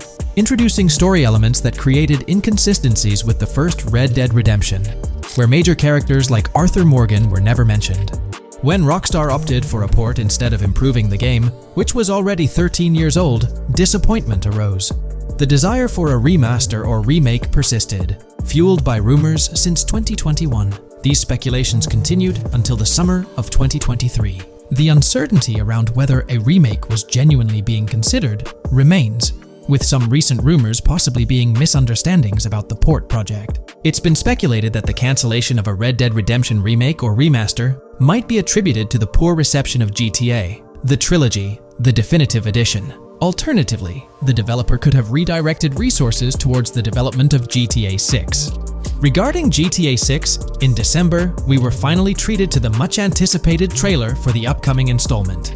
However, it came with a significant letdown: the announcement of a 2025 release date. As we approach the end of 2024, this seems like the ideal time to introduce a new game under the GTA banner to keep the franchise vibrant. Hence, a port of GTA 4 appears fitting for this year. Most players familiar with GTA 4 acknowledge the aging of the game. Despite being ahead of its time upon its 2008 release, over 15 years ago, it's showing signs of wear. Notably, the PC version faced persistent performance issues, maintaining its reputation as one of Rockstar Games' worst optimized titles. The irony lies in the fact that, despite these problems, GTA 4 is widely regarded as one of the best entries in the Grand Theft Auto series. Understanding the poor optimization of the PC version remains a mystery. Even with a series of patches, the issues persisted, suggesting a more profound problem.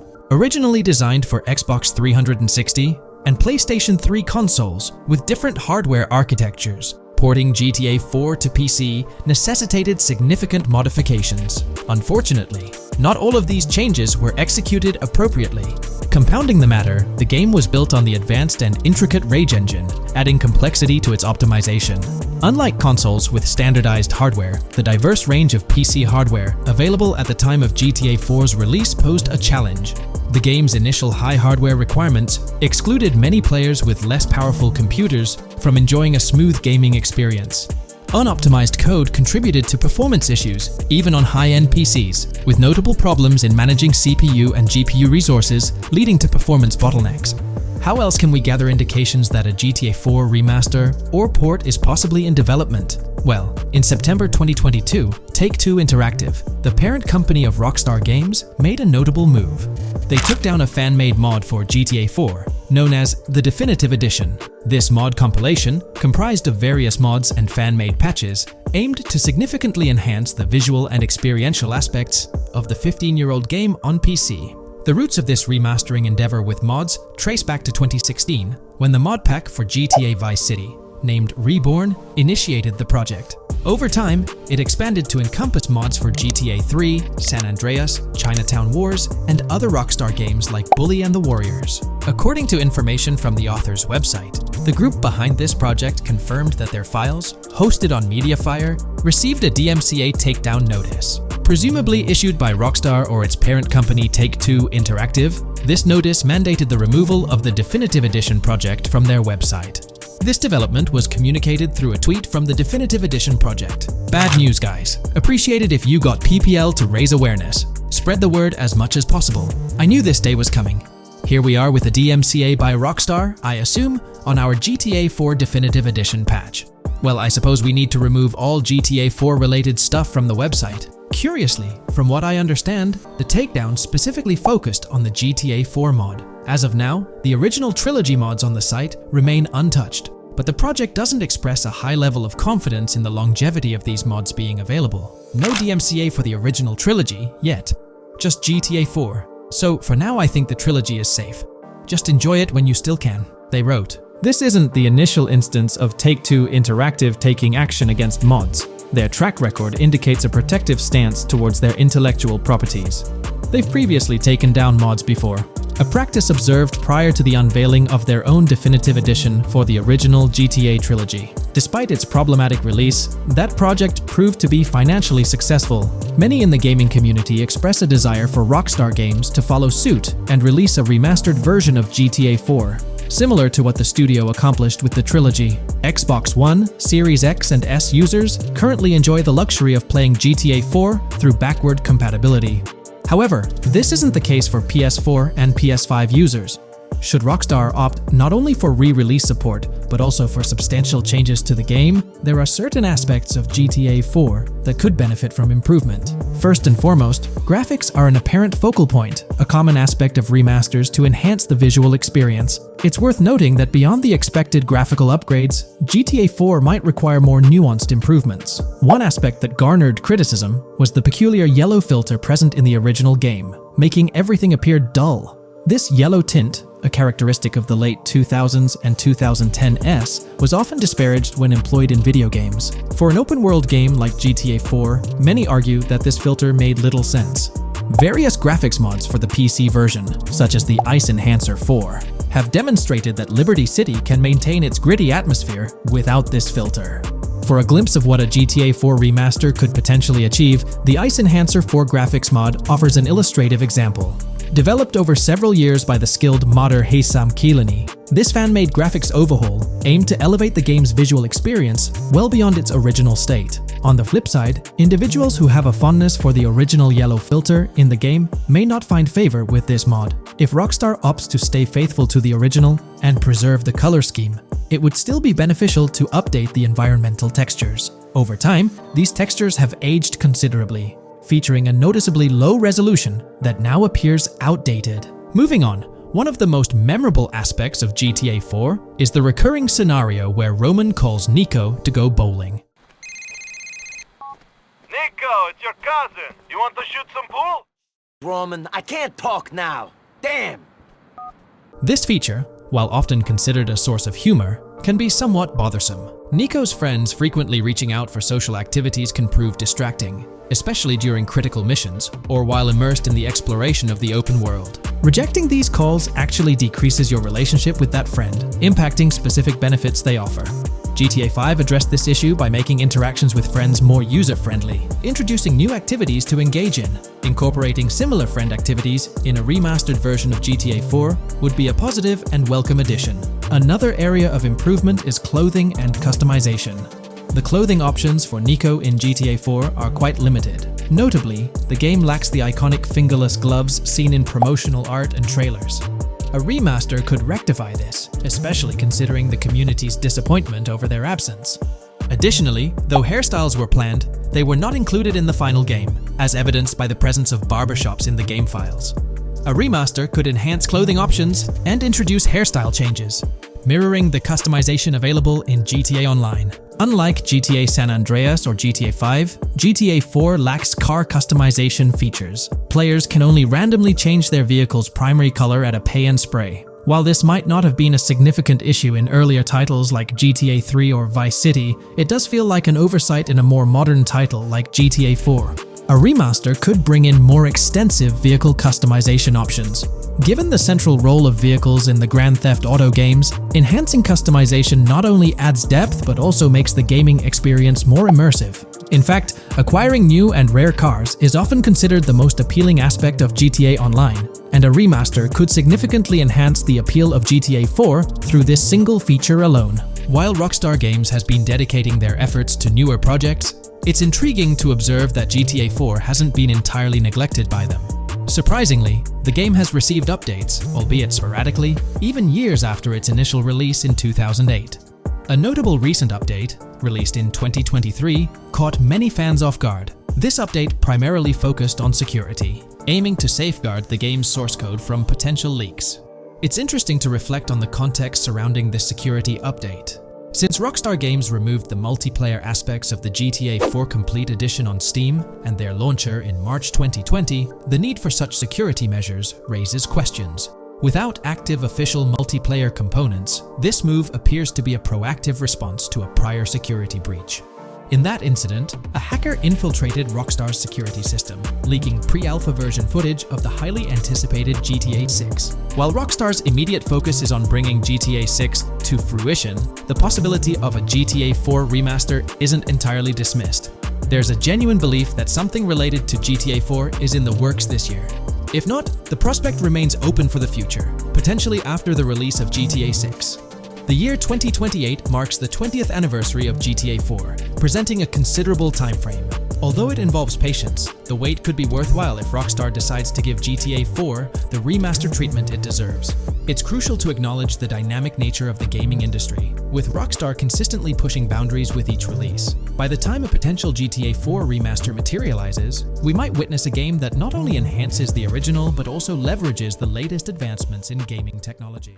There's been a lot of talk since GTA 6 was announced, with rumors flying all over. But hey, here's a rundown of confirmed stuff like vehicles, items, weapons, and features for the game. Now, the official release of the game is still a good few years away. Rockstar Games is really putting in the work to make this game top-notch. But thanks to a leak, we've got some inside info. We're talking cars, new physics, main characters like Lucia and Jason, map locations, a massive open world, tons of stuff to do in-game, and a bunch of weapons you'll get to use. We've also learned about better AI for non-player characters, some RPG elements, and cool new gameplay features. All this has got the gaming community buzzing about what GTA 6 will bring when it finally drops. Let's dive into the primary video clips making rounds on social platforms, showcasing mission gameplay, and offering insights into Rockstar Games' vision for GTA 6. Among the widely shared footage is a mission featuring Lucia, the game's playable character, and a Latina protagonist attempting to rob Hank's Waffles, a diner. During this early test phase, the non-player characters lack distinct facial features and bear a dummy-like appearance, humorously dubbed in-game as such. By the way, I'm holding a monthly giveaway for a PlayStation 5.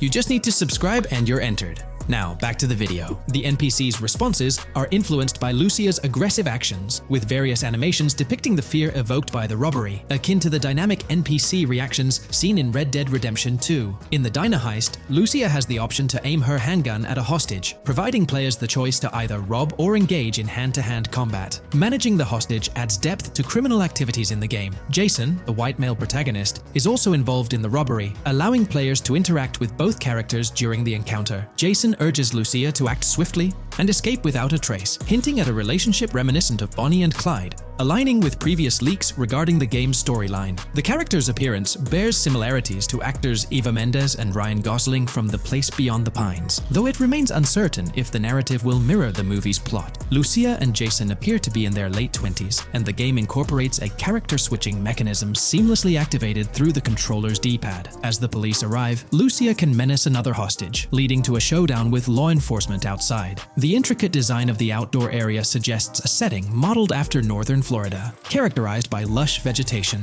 As Lucia and Jason make their getaway, they rack up 2 wanted stars but avoid a shootout, deftly maneuvering around parked cars before commandeering a police cruiser. This early mission stage is apparent with tutorial-like cues, one highlighting improvements in police AI, where law enforcement remembers vehicles linked to illegal actions. The scene wraps up with Lucia driving the police car, Jason reassuring her of their ability to shake off the cops. However, their escape comes to an abrupt halt, with an unintended collision at an outdated car wash. The early footage reveals a minimap reminiscent of Grand Theft Auto 5, with icons possibly denoting missions from unfamiliar characters labeled WM and YJ. As they ascend to the VIP second floor, Dre interacts with DJ Tip, who appears irked by drink delays. A brief spat implies Tip's unpopular status. Dre moves on, and the clip ends. It's important to note that these clips depict early development stages, subject to changes throughout the game's progress. Another intriguing leak spills details on over 500 in-game events, encounters, and Easter eggs. While we can't cover them all, here are a few highlights. Various events like fishing, Satanist houses, backyard wrestling rings, and big cat mansions offer diverse experiences within the game's universe. There's talk of missing tourists, yard sales offering new clothes, an event resembling insurance fraud from Saints Row, a mysterious voice in a storm drain, potentially a nod to Pennywise, a multi-location Bonnie and Clyde mystery, and a workout challenge hinting at the return of fitness activities. Additionally, within Grand Theft Auto 6, players can stumble upon an island camp, DUI tests, UFO sightings, an animal house, a swamp safari, and the prospect of crazy golf gameplay. Based on insights gathered from the GTA forums, GTA 6's open world is estimated to be at least 2.5 times larger than GTA 5, providing players with a vast and immersive environment to explore. The game draws inspiration from the successful approach seen in Red Dead Redemption 2, promising a meticulously crafted open world with captivating mysteries that elevate the gaming experience. GTA 6's development footage showcases recognizable real-life locations from Florida, such as the Homestead Miami Speedway, reimagined as the Port Gellhorn Racetrack, along with places like Portofino Tower, Sombrero Key Light, Solar Amphitheater Bayfront Park, and Lone Depot Park. Moreover, the inclusion of the 1000 Museum, a high-rise residential condominium in Miami, demonstrates Rockstar's dedication to detail. A metro map mirroring Miami's real version adds to the immersive nature of the game world. The presence of lush grasslands and vegetation hints at potential expansion into Georgia, although this aspect remains speculative until officially confirmed. The Miami Beach Police Department's resemblance to the Vice City Neighborhood Police Station shows how Rockstar brings creativity into their world designs. Of course, with any early info, we're waiting for official confirmations to see how these elements fit into the final game. Until then, the mystery around Grand Theft Auto 6 will definitely keep fans excited for its release. Now, let's take a look at the primary locations featured in GTA 6. Ambrosia comprises Ambrosia Farms and the Tarmac. Bayside Copperhead, the Everglades or Grass Rivers, Fairyland, and Fairyland Forest offer distinct settings. The Keys region includes East Key, Low Key, and additional spots like a garage, gas station, and liquor store. Lake Okeechobee encompasses a motel, prison, and racetrack, while Little Haiti, North Beach, and North Miami feature establishments such as gas stations, hideouts, and liquor stores. Port Gellhorn distinguishes itself with detailed spots like an abandoned building, basketball court, beach, bingo hall, bowling alley, car wash, fishing store, fruit stand, gas station, motel, pawn shop, police station, quick shop, raceway, soccer field, and more. Red Hill showcases a forest. South Beach offers a boardwalk, gym, hotel, Ocean Drive, and park, while South Miami Sundown includes a beach and tarmac. Vice Beach encompasses Vice City suburbs and Washington Beach. Miscellaneous locations such as an abandoned hotel, observatory, Fountain of Youth, homeless community, Malibu Club, Monument of Leonida, Redneck Yacht Club, Spaceship House, Underwater Research Facility, and Dinosaur World enrich the gaming world. Recent leaks from this week strongly suggest that Alexandra Christina Echevarri might be the voice behind Lucia in Grand Theft Auto 6. Her voice in a demo reel closely matches the leaked clips of Lucia's dialogues, hinting at her likely portrayal of the character. Throughout this breakdown, we've covered loads of info about Grand Theft Auto 6, diving into different aspects of the game. It was important to cover everything we know about the game so far, and while we're eagerly waiting for it, it might still be a couple of years before we get our hands on it. Let's kick off by highlighting some cool discoveries from the leaked clips, focusing on new features and gameplay details revealed. In one scene, Jason and his pals are chilling by an in-ground pool in a modest neighborhood, cracking jokes about a parody of social media called Life Invader. Their banter brings in playful references to Jay Norris's demise, showcasing that classic Grand Theft Auto humor fans love.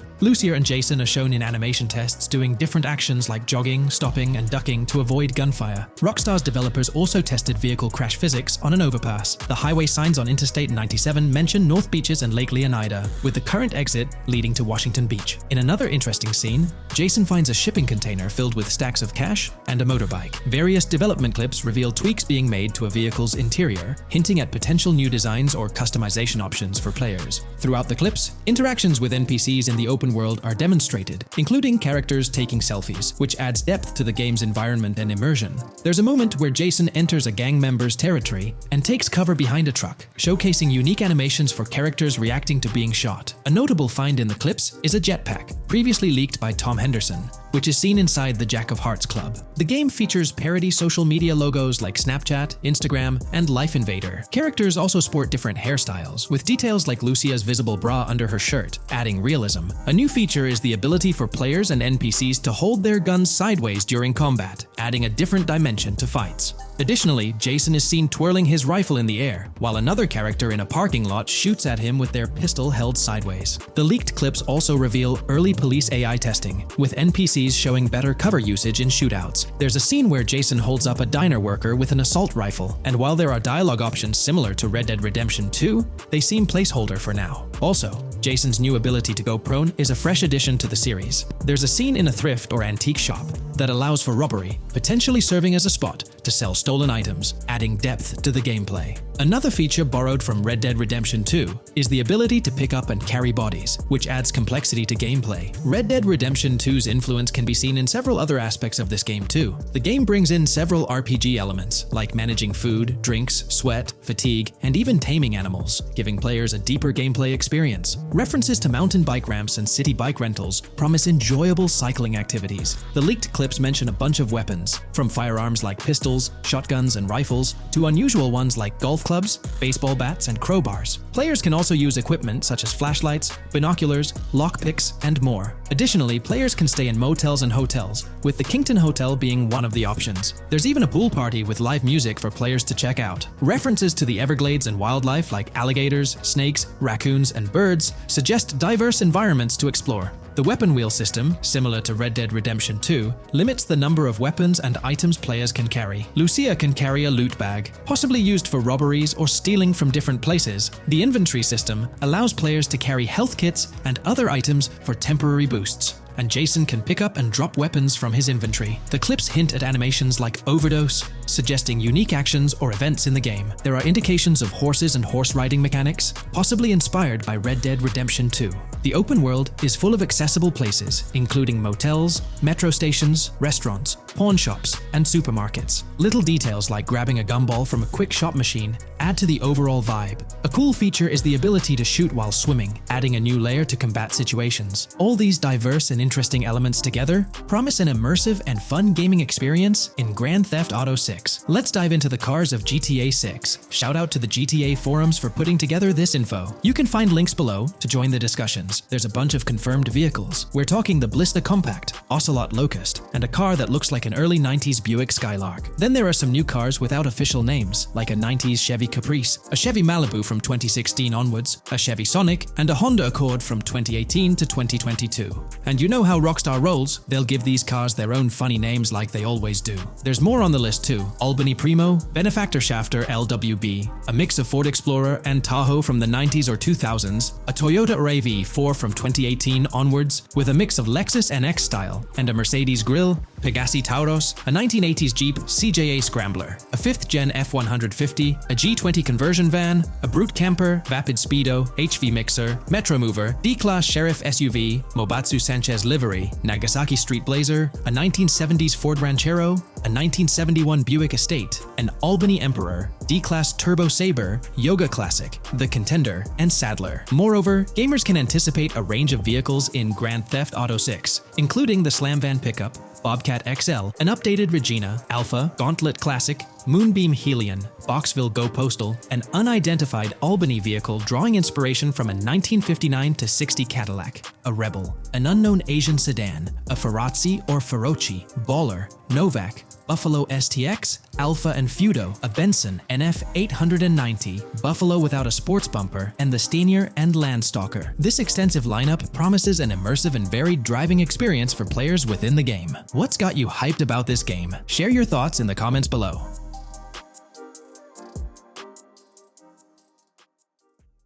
Today's video will delve into the upcoming changes to the AI systems in Grand Theft Auto 6 by Rockstar. We'll explore a patent that introduces a groundbreaking system unprecedented in gaming, promising a revolutionary shift in how AI operates within games. Additionally, we'll delve into other intricacies concerning AI and non-playable characters in GTA 6, including insights from a job listing at Rockstar's new LA studio, shedding light on NPC dialogue. We'll also examine NPC behaviors in response to their environment and their integration with social media, enhancing immersion and complexity in player interactions. Let's kick off with Rockstar's innovative AI system set to debut in Grand Theft Auto 6. Described by Rockstar as the most significant and immersive evolution of the series, the emphasis on immersion is evident in their patent filings.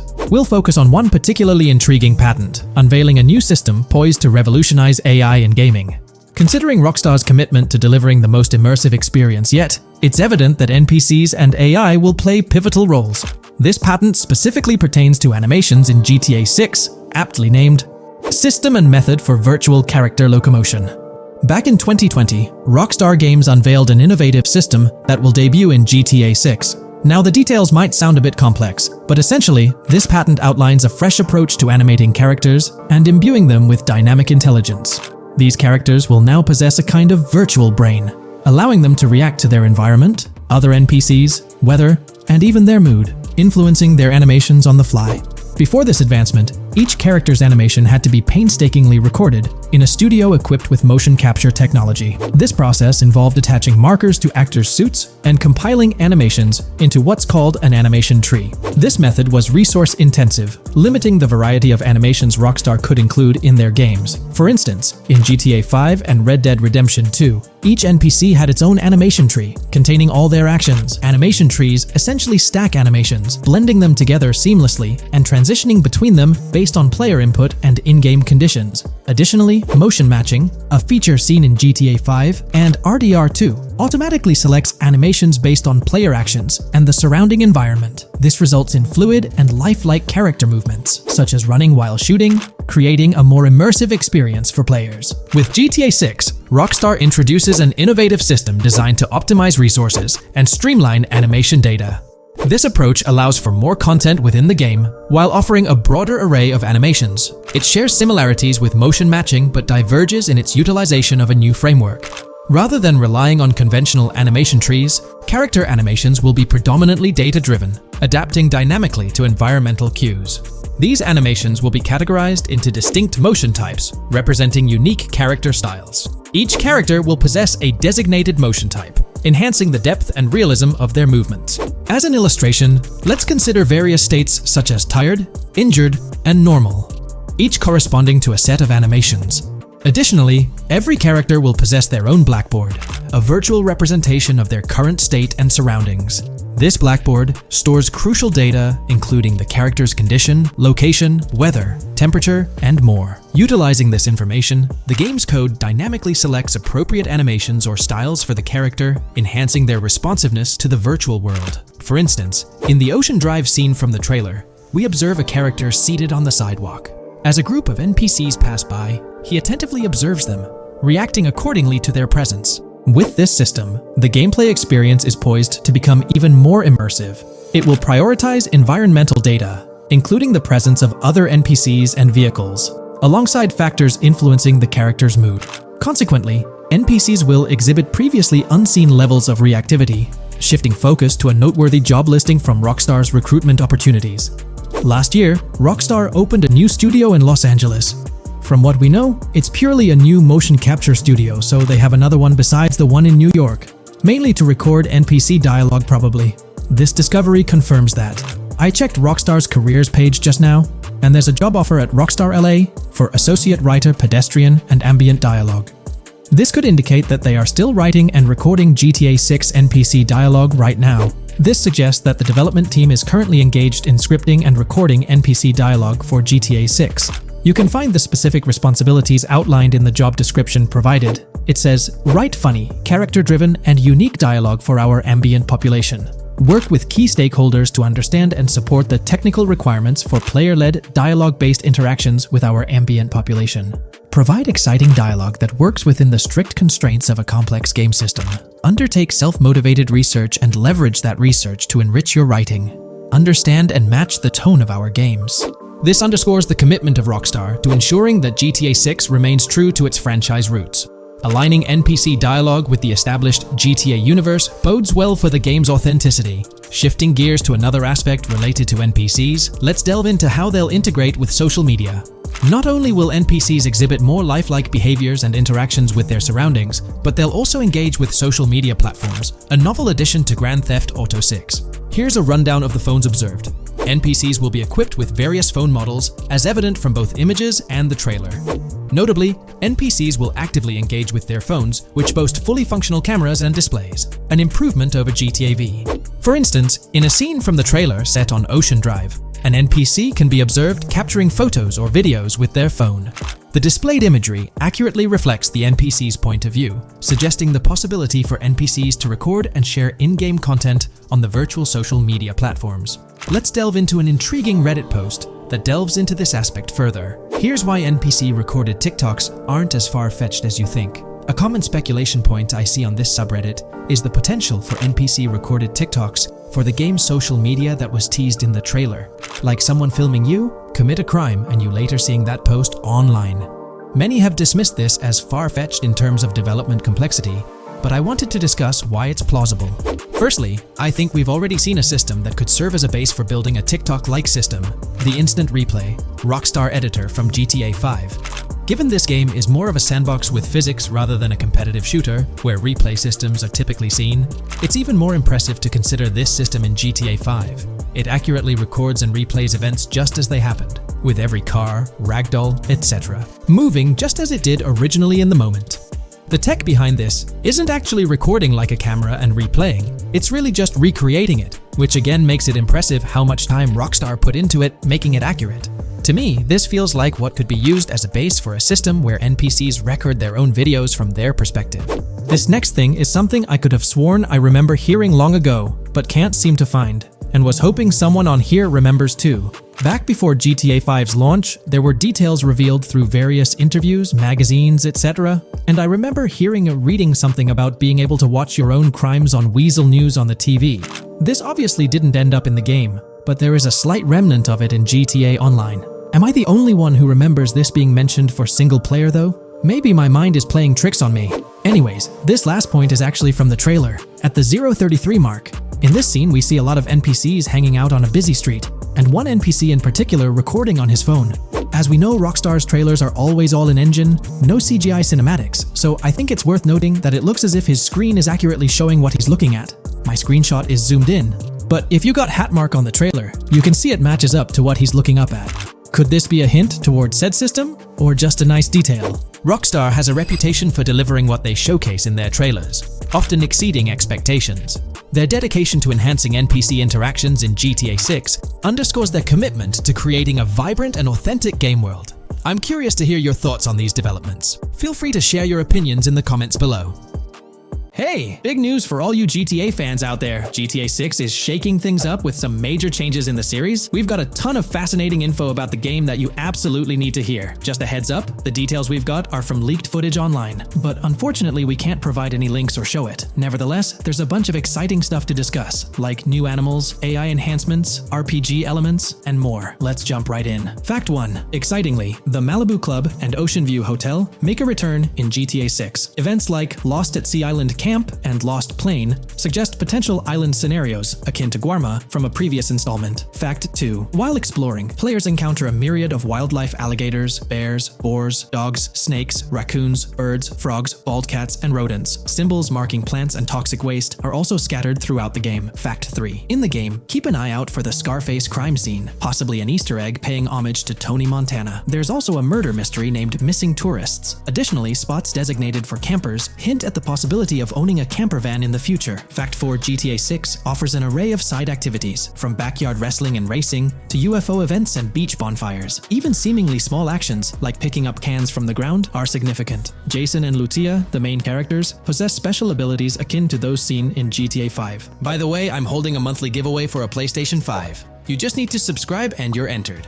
Now, back to the video. Fact 5. Jason and Lucia's safe house serves as a motel, a central hub for their activities. The game's world features various street gangs, each with its distinct vibe. Characters exhibit different personalities, including romantic, chaotic romantic, cool, pragmatic chaotic, and pragmatic cool. Fact 6. Gameplay enhancements in GTA 6 introduce the option to use zip ties on NPCs for stealth mechanics, alongside the ability to carry bodies, enriching the depth of stealth elements. Fact 7. The gunplay in GTA 6 mirrors the mechanics seen in Red Dead Redemption 2 and Max Payne 3. It might be worth exploring those games before GTA 6's release if you haven't already. And activities? GTA 6 offers an abundance, from fishing and wild golf to basketball, football, and soccer. There are gyms for training, a yacht club, and even a racetrack. Fact 8. Prepare for a contemporary setting, post-GTA 5 events. The game meticulously recreates numerous Miami landmarks, such as a grand tennis court, a bustling football stadium, and a lively amphitheater. The map encompasses an airport and a functional tram system with an airport stop. And that's not all. The Florida Keys and a swampy region named Grass Rivers, reminiscent of the Everglades, are part of the game. Players can navigate swamp boats in this area. Fact 9. GTA 6 boasts a diverse arsenal, from melee options like golf clubs, pool cues, crowbars, and bats to a spectrum of firearms ranging from pistols to snipers and RPGs. The weapon selection is extensive. You can can even personalize how your character handles weapons. Additionally, there's an assortment of throwable items like grenades, molotovs, and yes, even golf balls. Fact 10. Get ready for some seriously upgraded NPC interactions. Now, you'll have choices such as threatening, robbing, shooting, or restraining them. Some missions will even involve gesture-based actions, taking a cue from Red Dead Redemption 2. Car damage has been ramped up for realism, and the interior detailing is insanely intricate, complete with functional dashboards. Fact 11. Weapons are undergoing a transformation in GTA 6, drawing inspiration from Red Dead Redemption 2. Instead of a sprawling weapon wheel, you'll have specific slots for small firearms, melee weapons, rifles, and shotguns.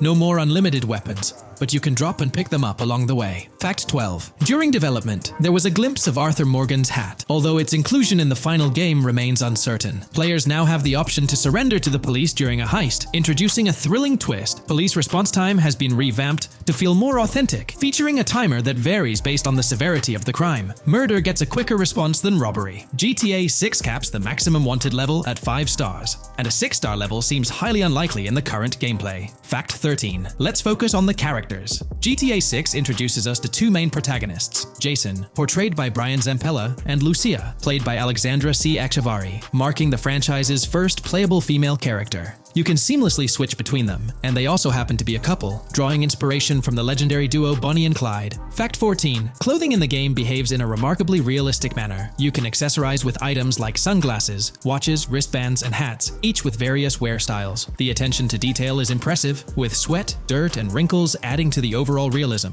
Fact 15. Internally referred to as Project Americas, GTA 6 had a codename during its development, akin to GTA 5, Rush, and Red Dead Redemption 2, Bonnier. Originally, the plan was for a larger map encompassing North and South America, but Rockstar's approach changes scaled it down. Nonetheless, the game promises to deliver a memorable experience with its features and diverse locations. Fact 16. The game incorporates RPG elements like weight and muscle management, highlighted in the Spool Couple Workout Challenge. Leaked footage revealed Jason and Lucia's apartments. For instance, Jason's place includes a bathtub for in-game baths. Fact 17.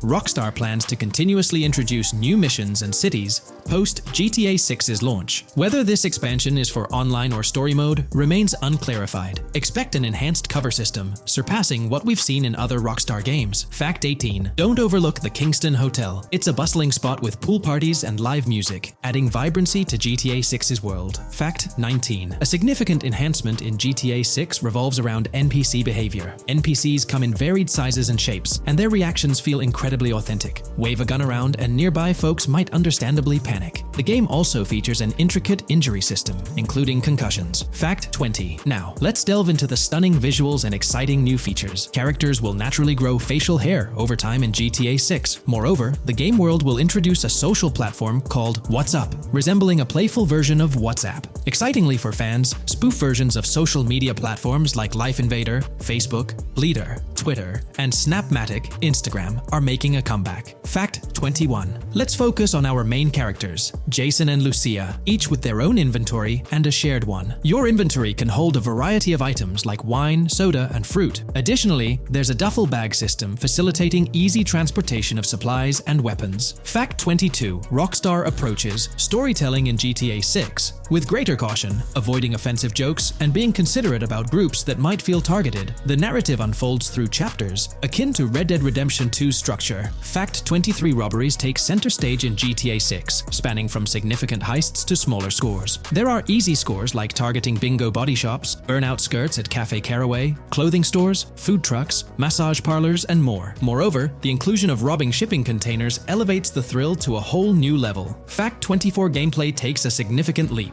For the first time in GTA, players can crouch and go prone, introducing tactical elements. RPG elements also come into play, hinting at hunger mechanics and animal interactions, expanding the game's depth. Fact 25. GTA 6's map officially surpasses the size of GTA 5. This time the spotlight is on Vice City, an area inspired by Miami and its surroundings, offering players a vast and diverse landscape. There's even a lake featured in one of the videos, hinting at a significant part of Florida being included in the game. Fact 26. Hold tight, the jetpack makes its return. Shooting from cars is also part of the thrill, adding an extra layer of excitement. And brace yourself. GTA 6 introduces 18 brand new vehicles to the franchise. Fact 27. In GTA 6, players will encounter various events, including random muggings and NPC-hosted yard sales. There are hints at riding events, which could potentially mean horse riding, possibly involving the Red Dead Redemption 2 team. Fact 28. Police AI has undergone significant improvements compared to the previous game. Instead of blindly rushing in, they exhibit more realistic and intelligent behavior. If you commit a crime and escape in a vehicle, cops will note down the specific vehicle and license plate, making evasion more challenging. Fact 29. Let's delve into the notable emphasis on indoor locations in GTA 6. There's a plethora of diverse interiors to explore. Motels, hotels, restaurants, pawn shops, supermarkets, fast food joints, gun stores, shooting ranges, and the Vice City metro station. Moreover, they've added functional elevators to enhance the immersive experience. Interestingly, there's a risk of players getting banned from stores, adding an intriguing dimension to the gameplay. Fact 30. New Arsenal Alert. The spear gun makes its debut, allowing players to shoot underwater spears at their targets. Moreover, there's an array of gear at your disposal, such as binoculars, cut-off tools, flashlights, immobilizer bypasses, slim jims, USB drives, tasers, zip ties, and auto dialers.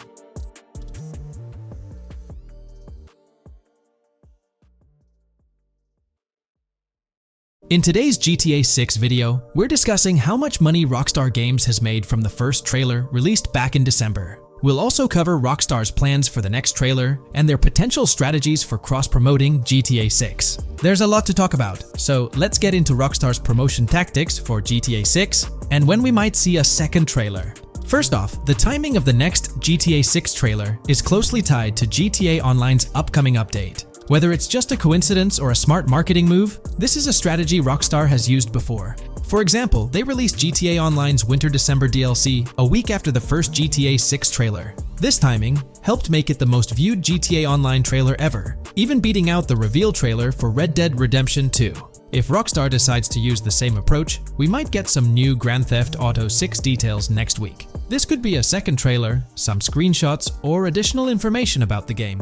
The timing would line up perfectly with the next big GTA Online update, set to drop on Tuesday, June 25th. This is confirmed because the GTA Plus event period ends the day before. By releasing new GTA 6 content a week before the update, Rockstar could generate more interest in the upcoming DLC. If for some reason we don't get a new trailer or details from Rockstar, I think they might drop more hints in this summer's GTA Online update, just like they did last summer. You might remember a specific t-shirt from that update, which actually hinted at the exact trailer date and time. It had symbols from the Zancudo basement with a cryptic message that translated to, "One day we'll reveal all." It does make you wonder if Rockstar will include some teases or cross-promotion in this update. Now that GTA 6 is officially announced, they might do something similar to a few years ago with GTA Online and Red Dead Redemption 2, where treasure hunts let you unlock weapons in GTA Online and receive them in Red Dead Redemption 2 when it launched. Speaking of GTA 6 trailers, here's an interesting fact. Rockstar Games has made a ton of money from the trailer on YouTube. We've talked about this in the last couple of videos, how it leaked because someone accessed a YouTube admin panel, but you can actually use public data and analytics to see how much money Rockstar has made from that trailer. It has almost 195 million views, closing in on 200 million, which is absolutely insane. Rockstar Games has made nearly $1 million from that trailer alone. The craziest part is that even though the trailer doesn't have ads, Rockstar Games still earns money from YouTube Premium users. While this isn't a huge portion of the population, it generates revenue based on watch time. From that alone, they've nearly made $1 million. Imagine if they had actual ads on the video, they'd be making even more. But $1 million just from premium users watching it is still pretty wild. In the grand scheme, it's a small amount for Rockstar and just a drop in the bucket compared to how much they'll make when GTA 6 actually releases. Still, it's an impressive stat for a trailer that Strauss Zelnick says has repeatedly broken the internet. All this excitement around GTA 6 is also boosting their parent company, Take-Two Interactive, with a substantial jump in stock price. According to Investing.com, an article published a few days ago states, "The hotly anticipated release of the latest installment of Take-Two Interactive's mega-popular Grand Theft Auto franchise should fuel a substantial uptick in bookings and profitability at the video game maker," according to a JP Morgan analyst's note to clients. The analyst added that the gaming sector is increasingly focused on maximizing the success of proven titles, saying, "Consumer engagement and publisher resources have consolidated around the largest gaming franchises. They believe this trend favors the biggest players in the industry, with the biggest hits likely to get bigger and mid-tier games likely to struggle as competition costs increase. For this reason, investor expectations for GTA 6 are high, given the success of prior releases like GTA 5 and Red Dead Redemption 2. Analysts anticipate that GTA 6 will drive a significant increase in bookings and profitability for Take-Two and potentially boost its valuation. They reiterated their overweight rating for Take-Two and raised their December 2024 price target from $180 to $200. All this is great news for the gaming industry. Confidence in Grand Theft Auto 6 and Take-Two Interactive is growing, both among industry insiders and on Wall Street. It's just positive news all around.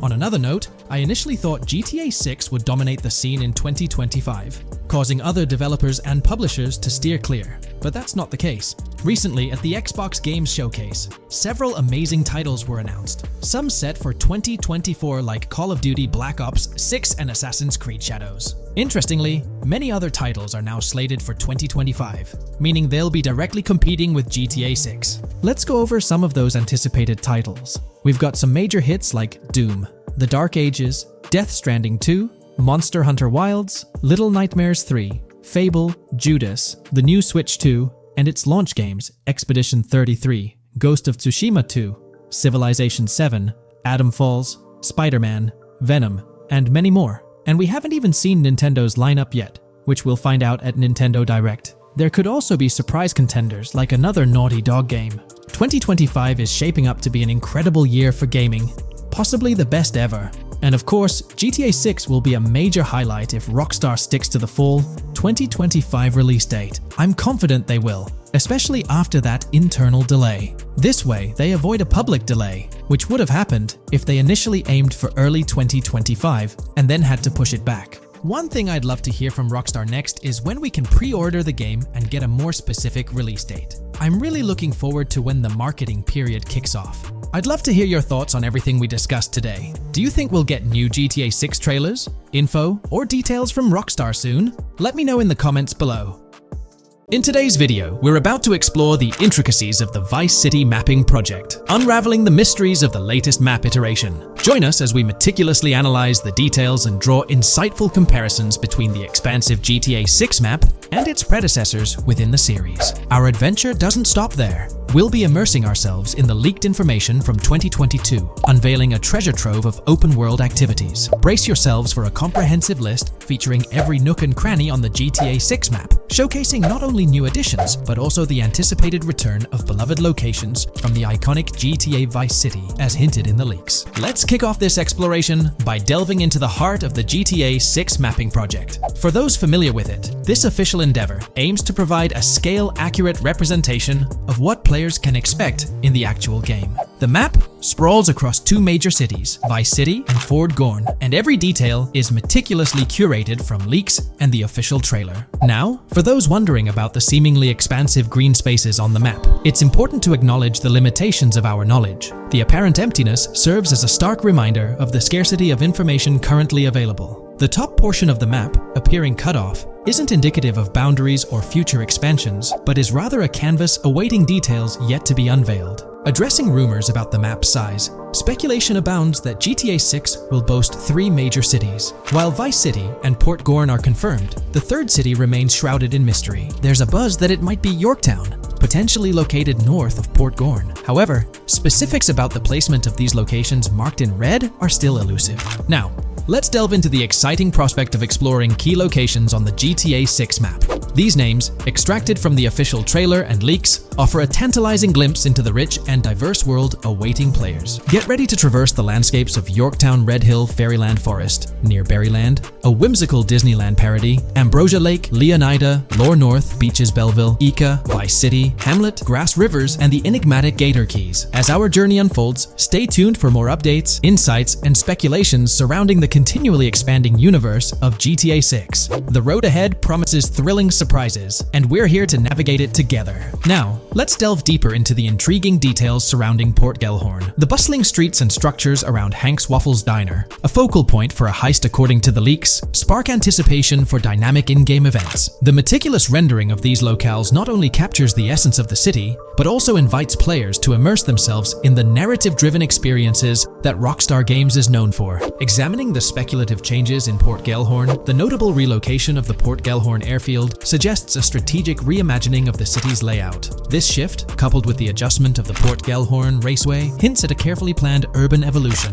potentially altering the dynamics of the airport's placement within the city. The industrial sector of Port Gellhorn provides a gritty backdrop, with the iconic United States Prison maintaining its imposing presence. The inclusion of the pawn shop, prominently featured in the trailer, underscores the developer's commitment to integrating real-world elements seamlessly into the game environment. Venturing southward, areas like Second Fina and Belleville remain enigmatic, their constant relocation adding an element of unpredictability to their final positioning on the map. Ambrosia La Pearl, steeped in mystery, teases players with its undisclosed location, heightening the sense of intrigue surrounding these diverse neighborhoods. Our exploration now takes us into the heart of Vice City, where a substantial chunk of the urban landscape unfolds before us. While speculation abounds regarding the placement of red buildings and names, the gray structures, sourced from both the trailer and leaks, serve as tangible landmarks, anchoring our understanding of the evolving cityscape.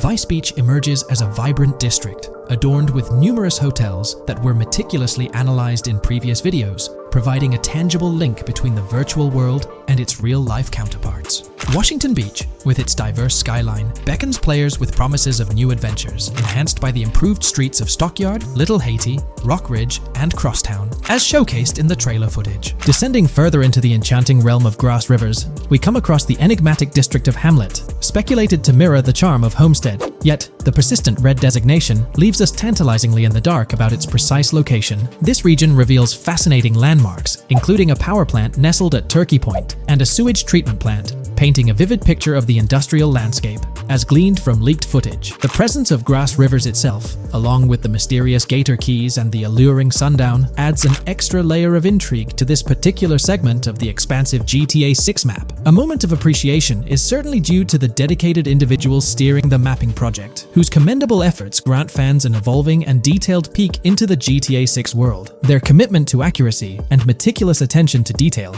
foreshadow an immersive gaming experience, setting the stage for the excitement surrounding the official release. Now, let's delve into a truly mind-blowing comparison that has set the gaming community abuzz. Our gaze shifts to the juxtaposition of Los Santos from GTA 5, Liberty City from the iconic GTA 4, and the highly anticipated Vice Beach from GTA 6. The comparison not only highlights the need for potential adjustments in Vice Beach's size, but also emphasizes the extraordinary density and detail that players can expect. Acknowledging the observed need for a slight enlargement of Vice Beach, the visual impact remains nothing short of extraordinary. The comparison underscores the incredible density that GTA 6 promises, reminiscent of the lively streets and vibrant atmosphere experienced in the streets of GTA 4's Liberty City. Speculation regarding the buildings in Vice Beach, as showcased in the mapping project, heightens the anticipation, with the close proximity of structures promising an unparalleled level of immersion and detail, evoking nostalgia from the beloved GTA 4 era.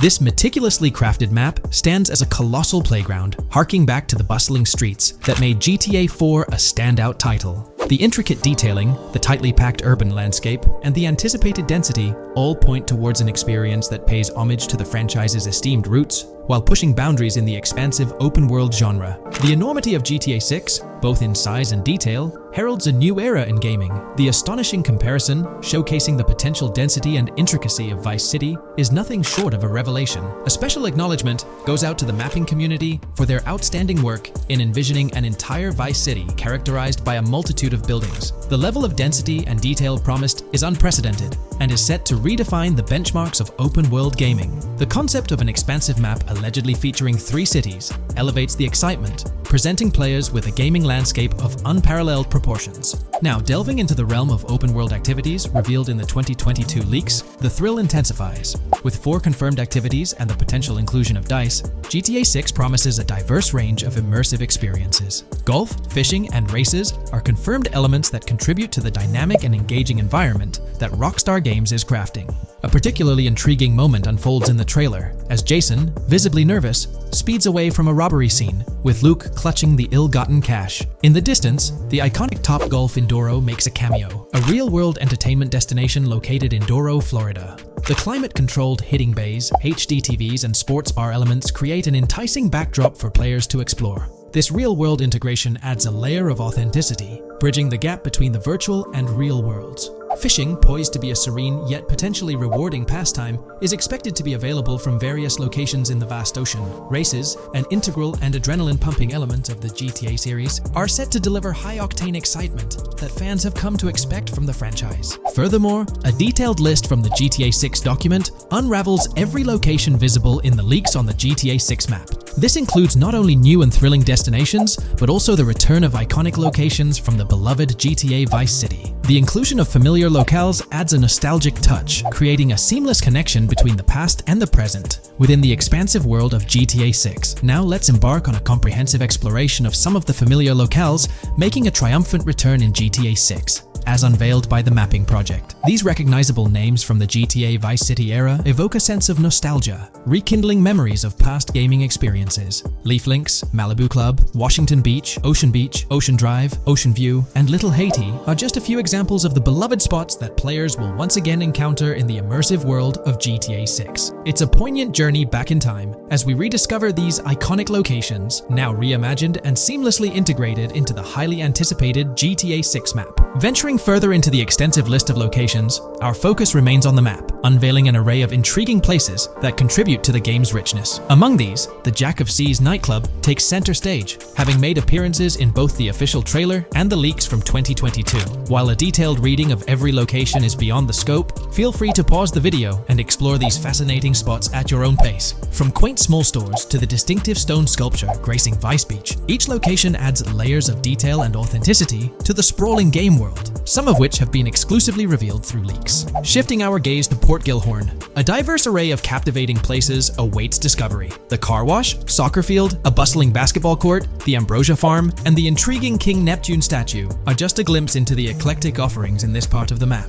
Sailing through the Keys, exploring underwater ruins, investigating an underwater research facility, and contemplating the mysteries of the Bermuda Triangle add an extra layer of fascination to the GTA 6 experience. With the unveiling of the Mapping Project, the sheer depth and meticulous attention to detail that Rockstar is investing in the GTA 6 map become even more awe-inspiring. The possibilities for Easter eggs and hidden secrets in this expansive and densely packed landscape seem limitless. As we peel back the layers, the anticipation and excitement for the intricate world Rockstar is crafting only intensify.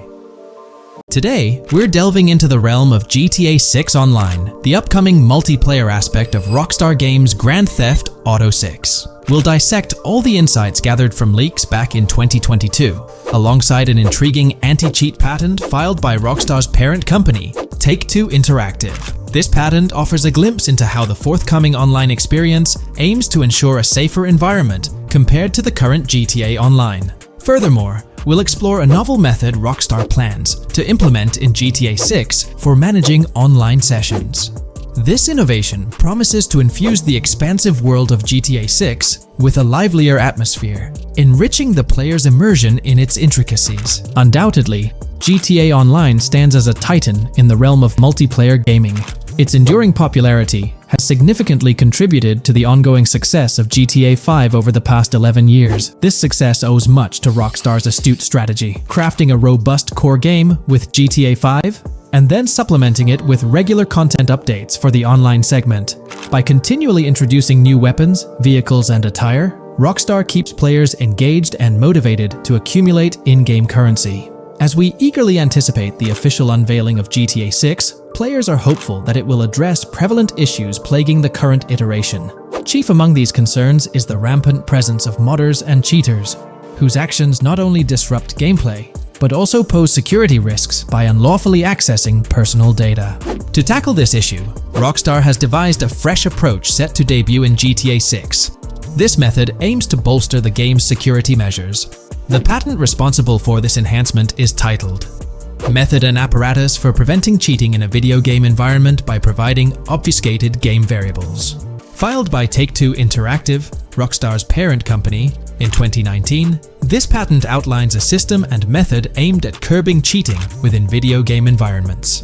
By disguising game variables in memory, the patent seeks to thwart attempts by players to monitor and manipulate values such as health, ammunition, and in-game currency for unfair advantages.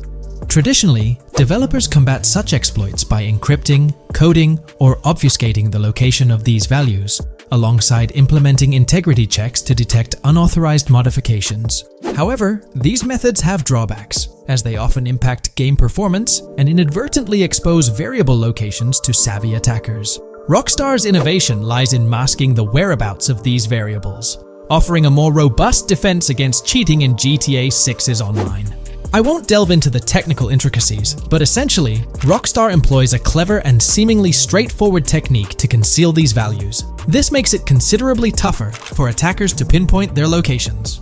While the concept of masking values may seem straightforward, its effectiveness in bolstering stability and enhancing security for the future online segment is paramount.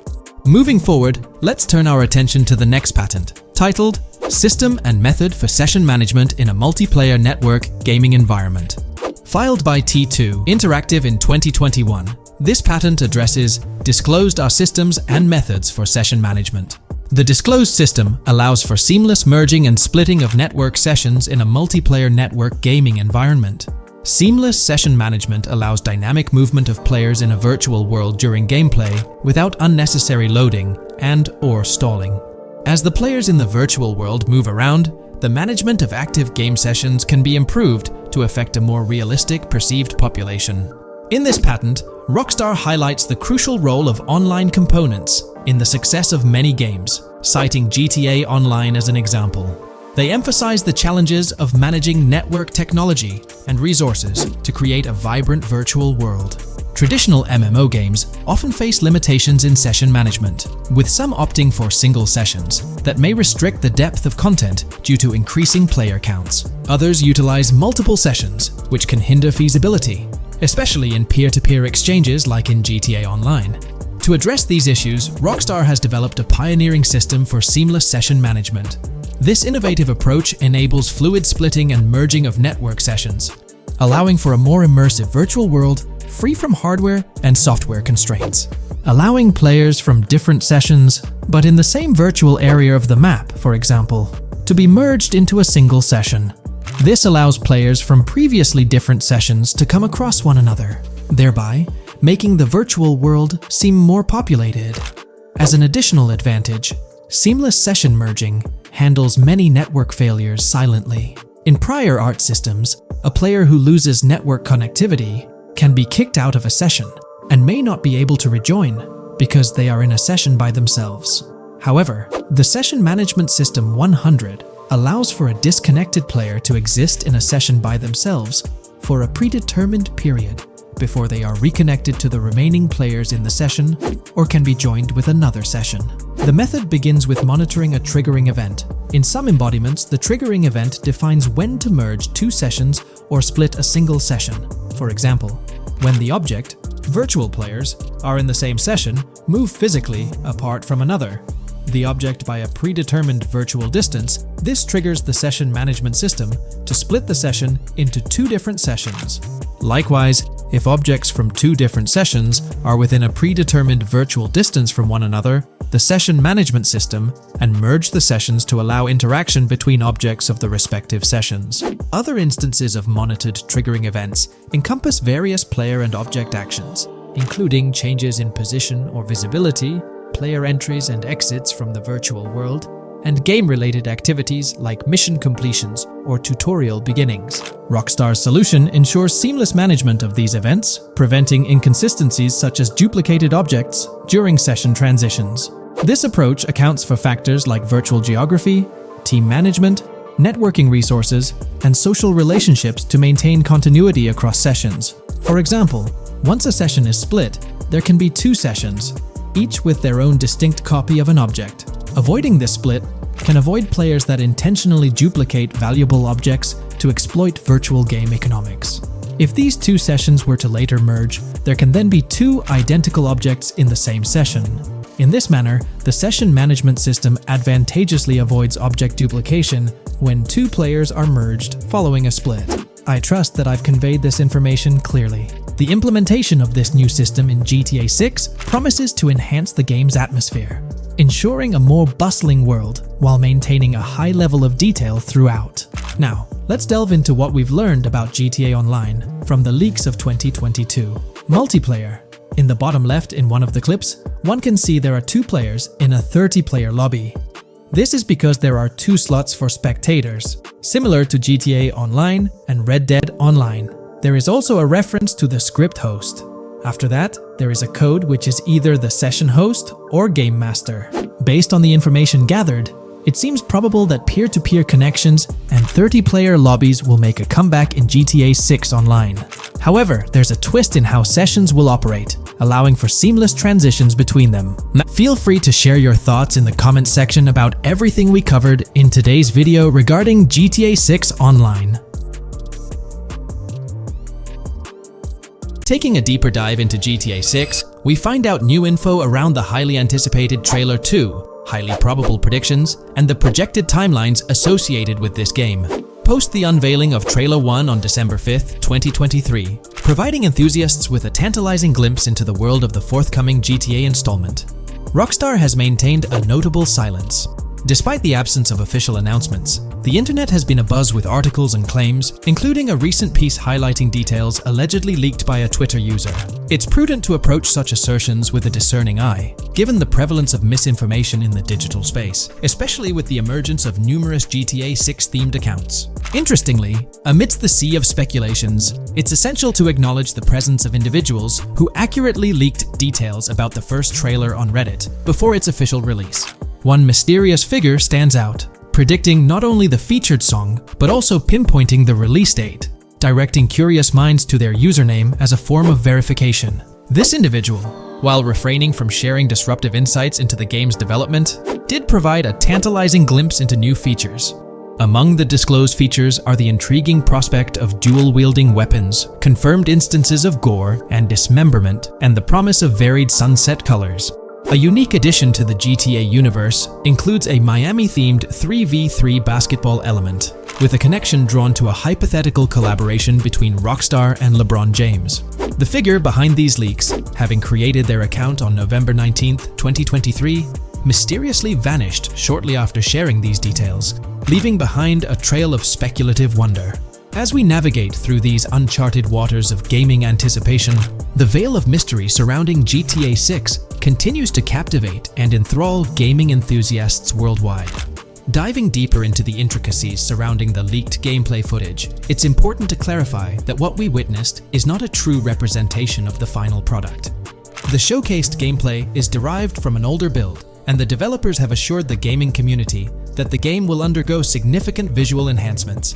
This preliminary look is merely a glimpse, offering little resemblance to the expansive and refined map that will unfold when the game is officially released. In evaluating the validity of information, it's pertinent to underscore that Jamie King's perspectives on GTA 6 hold little value, and the credibility of the Reddit leak stands stronger. As is customary in the gaming landscape, a level of skepticism is warranted, particularly given the prevalence of misinformation circulating through various GTA 6 related accounts. Now, turning our focus to the anticipation surrounding the release of the second trailer for GTA 6, historical trends provide valuable insights. Examining the timelines of previous releases, such as GTA 5 and Red Dead Redemption 2, reveals a consistent pattern. The second trailer typically arrives approximately a year after the debut of the first one. This established rhythm aligns with expectations for GTA 6. Considering the guidance from Rockstar and its parent company, Take-Two Interactive, which envisions the game's release in fiscal year 2025, ending on March 31st, the stage is set for an eagerly awaited gaming experience. The projected revenue of $8 billion underscores the ambitious plans to deliver groundbreaking titles, with GTA 6 at the forefront. The confirmation of the 2025 release through the first official trailer adds another layer of certainty to the equation.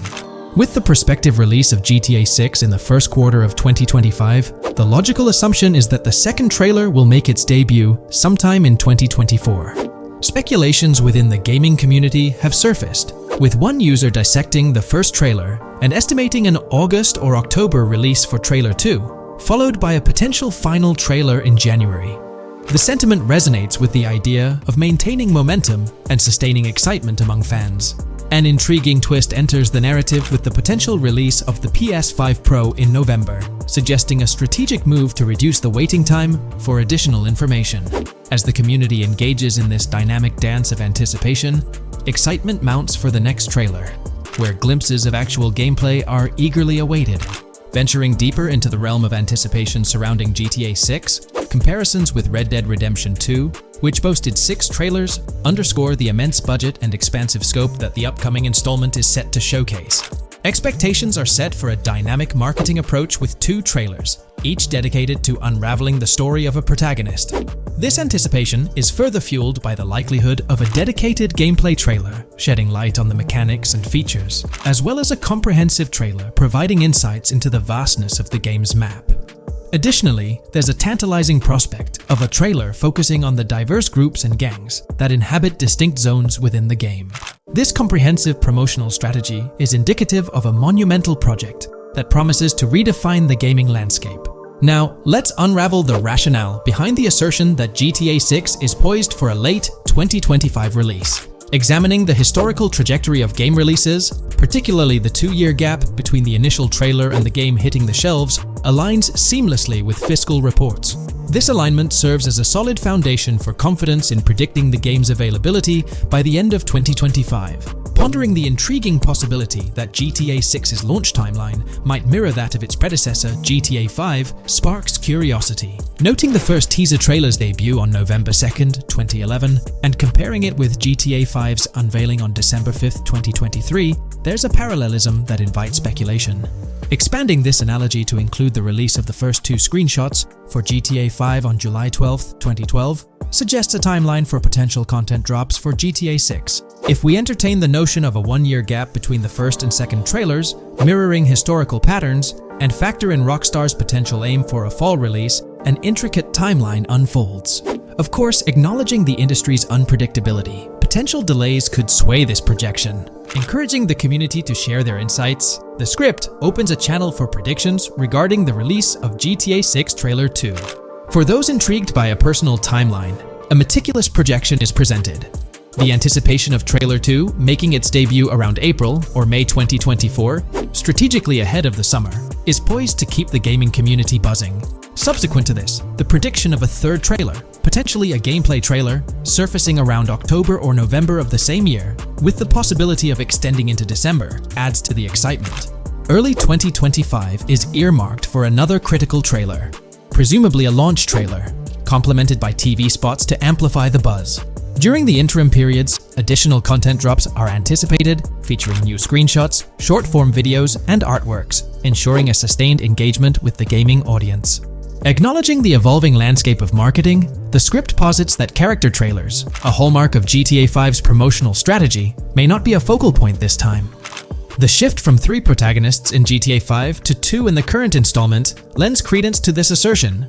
The first trailer introduced Lucia, and the prediction is that the second trailer will shift the spotlight to Jason, offering glimpses into his character and potentially unveiling more facets of the game's map, including Sport Gilhorn.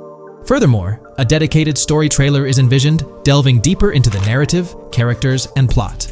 If Rockstar aims to sustain the momentum generated by the first trailer and is eyeing an early 2025 release, the likelihood of witnessing the second trailer before the summer of the current year becomes plausible. This expansive and speculative exploration of GTA 6's potential trajectory invites the gaming community to share their perspectives, fostering an engaging discourse in the comments section. New scoop just dropped. GTA 6 gears up for the last leg of development, with Rockstar calling back its staff to the office full-time. This intel's straight from Bloomberg journalist Jason Schreier, fresh in his latest Bloomberg piece. Today, we're diving deep into what Schreier shared. Known as a trusted voice in the gaming sphere, let's unpack his insights. Let's not waste time any longer and dive right into Jason Schreier's article. Grand Theft automaker Rockstar Games asks workers to return to office 5 days a week. Rockstar Games, a division of Take-Two Interactive Software, will ask employees to return to the office 5 days a week beginning in April, as the video game maker enters the final stages of development on its next game, the hotly anticipated Grand Theft Auto 6.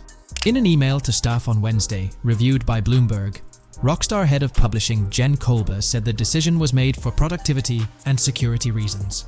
The company has faced several security breaches, including a massive dump of early footage from the new Grand Theft Auto and an early trailer that leaked in December. Kolber wrote that the company also found tangible benefits from in-person work. Making these changes now puts us in the best position to deliver the next Grand Theft Auto at the level of quality and polish we know it requires, along with a publishing roadmap that matches the scale and ambition of the game, she wrote. Return to office mandates have been a hot topic across various industries since the pandemic forced myriad employees to work from home. More recently, many employers have asked staff to return to the office for 2 or 3 days a week. A study last month found that remote work did not have an impact on productivity. The issue has been particularly controversial among video game workers, thanks to the volatility of the industry and its lack of a centralized workforce. Many of 2023's biggest video game hits, such as Marvel's Spider-Man 2 from Insomniac Games, were developed remotely. Rockstar's in the final stretch of developing Grand Theft Auto 6, hinting at a possible early 2025 launch. With this, we might anticipate the release of a second trailer, along with screenshots and more teasers in the coming months. While fans rejoice, this could mean extra pressure for Rockstar Games staff. Stay tuned here for updates as Rockstar unveils more details about GTA 6. Are you geared up for the official start of GTA 6 marketing? Drop your thoughts below. The GTA 6 community has just found some major clues left by Rockstar Games, and it was under our nose the whole time. GTA 6's Trailer 1 revealed a ton of new things about the game off the bat, but recently, there's been even more developments that show off the GTA 6 main character story, Lucia. We learn a bunch of new things about her background, so if you're not interested in potential spoilers, this may not be the video for you. This information is directly from Rockstar Games, so this is the real deal. So getting into the details of Lucia's jail cell, let's focus on those newspaper clippings. I'll do my best to zoom in and enhance the image, but there are 2 distinct white clippings with black text. One of them appears to have a portrait, and I can only speculate that it might resemble a modern-day wanted poster. This could be showcasing the story of Lucia's alleged crime, accompanied by an image like a visual representation of what she's accused of. It's almost akin to a wanted picture that you'd find in a newspaper. This phenomenon isn't unheard of in real life. When people do something noteworthy or newsworthy, it's not uncommon for them to keep a record of it, like an article, and put it up on their wall as a sort of memento. It's like a snapshot of a moment in their life, even if it involves legal trouble. So Lucia might be preserving this particular newspaper clipping as a piece of her history, whether it's for sentimental reasons or perhaps as a reminder of the circumstances that led to her incarceration. Now let's broaden the scope a bit and draw comparisons to previous GTA protagonists. Take Michael DeSanta, for instance. His mansion has family photos on the walls. Franklin Clinton's house features similar personal touches. Even Trevor Phillips, in his trailer, has pictures that tell a story about his life. It's not just confined to the HD era. Even in the 3D era games, characters had their own way of leaving traces of their lives in their living spaces. This inclination to personalized living spaces is fascinating. In Lucia's case, the jail cell is an unexpected canvas for her personal story. It makes you wonder about her background, the choices she made, and the events that led her to that cell. Exploring these details could give us a deeper understanding of who she is and why she's in the predicament we find her in. Considering Lucia's attachment to those newspaper clippings, it raises interesting questions about her attitude towards her crimes. Perhaps she finds a sense of pride, or even enjoys the bit of notoriety or fame she's garnered from her actions. Keeping those clippings might be her way of cherishing the attention or recognition she's received. The prospect of spending a substantial amount of time in prison also suggests that it could involve more than just a brief cutscene, but potentially a series of missions within the jail environment. Now, shifting our attention to the picture above the bunk bed, it's a bit of a visual puzzle. While it's challenging to discern details, on the left side, there's a guy with a drink in hand, donning a white t-shirt. Next to him is a woman with voluminous hair, and in the foreground, there's another figure. This composition raises the question of whether these individuals could be Lucia's family. The dynamics and connections between characters are often crucial in unraveling the narrative of any GTA game. Acknowledging my limited knowledge about jail life, it's uncertain whether inmates generally have the privilege of keeping photographs with them as mementos. However, in this specific scenario, it appears that Lucia can. This might imply that the prison depicted isn't a maximum security facility, given the freedom for inmates to keep personal items. While the setting is far from casual, it offers a level of interaction and mobility, allowing inmates to go outside, engage in conversations, sit at tables, and soak in sunlight. The orange jumpsuits signify their status, but the absence of being handcuffed to the ground suggests a certain level of relative freedom. In this context, the allowance of pictures and photographs could offer an additional layer of insight into the characters and their personal connections, providing players with a unique perspective on Lucia's life, both inside and outside the jail cell. Taking a closer look at the latest image, which I've adjusted to bring out more details, there's another intriguing photograph. A guy in an orange shirt catches the eye, positioned alongside two women on the right. The one on the left appears to be sporting a hat and sunglasses, although discerning whether any of them is Lucia remains challenging. They could very well be family members, close friends, or simply individuals from her social circle.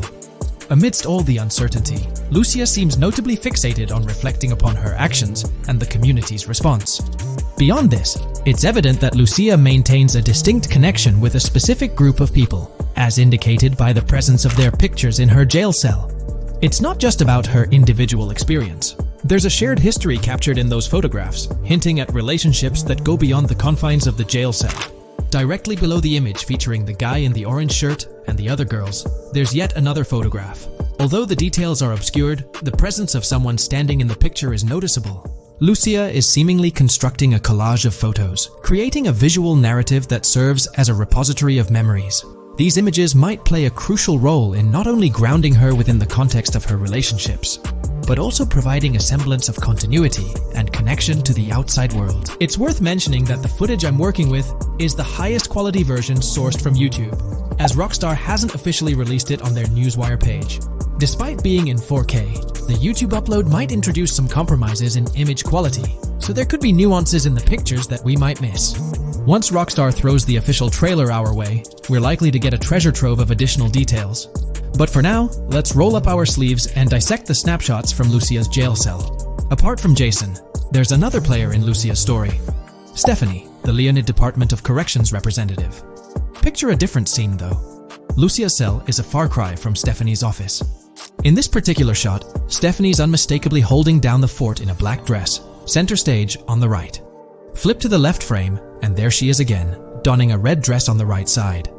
Behind her, there's a framed message teasing with "if you miss," but the rest remains a mystery due to some pesky screen glare. Now let's make a full turn and voila, another Stephanie pic in the bottom right corner. This time, the backdrop suggests a domestic scene, perhaps with a partner. She's got on some bluish shades, slightly different from what we catch a glimpse of later. The background paints a more vivid picture, a collection of books, pamphlets, a conspicuous high-visibility vest, and yet another potential newspaper clipping. Whether it's a routine thing or an anomaly, the jury's still out. So, what's the inside scoop on Lucia's backstory gleaned from her jail cell environment? Well, the state of the jail suggests it's seen better days. Peeling bits off the windows hint at a place with some history. That initial shot with the barbed wire strongly implies it's not a newly minted spot. It's got the wear and tear of time etched into its surroundings. As we immerse ourselves in the intricacies of Lucia's life within the jail cell, the narrative unfolds as a captivating tapestry, each element contributing to the rich story. The subtleties, from the cryptic newspaper clippings shedding light on her alleged crimes to the carefully chosen photographs depicting relationships with family and friends, create a vivid and compelling portrait of Lucia's existence, both within and beyond the jail confines. The personal touches within her confined space evoke a rawness that harks back to the legacy of previous GTA protagonists. Lucia's jail cell, unexpectedly, becomes a canvas revealing a story that transcends the conventional GTA narrative. It prompts curiosity about her past, the decisions that led her to incarceration, and the intricate web of relationships that define her. The permission granted for personal items like photographs in the jail cell adds an intriguing layer to the storytelling, suggesting a nuanced sense of freedom within the constraints of imprisonment. Lucia's attachment to these items, whether they be newspaper clippings or family snapshots, beckons players to ponder her perspective on her own actions and the recognition she may have garnered. While we eagerly await the official trailer release from Rockstar, it is clear that Lucia's story is woven with complexities and mysteries that leave us yearning for more. The weathered appearance of the jail environment, with peeling bits off the windows and subtle signs of aging, hints at a setting steeped in history, amplifying the anticipation for the unfolding narrative. Thus, with these glimpses into Lucia's world, we find ourselves surrounded by a plethora of unanswered questions. When did she find herself behind bars? And what duration does her stay entail? Your insights are eagerly awaited in the comment section. If this exploration into Lucia's jail cell has piqued your interest, a thumbs up would be much appreciated. Comment down below what you believe caused Lucia to go to jail. And did you spot these hidden Easter eggs in the trailer on your first watch? I'm interested to hear back from you guys. Thank you for watching. If you would like to support our analysis content on GTA 6, make sure to subscribe and leave a like.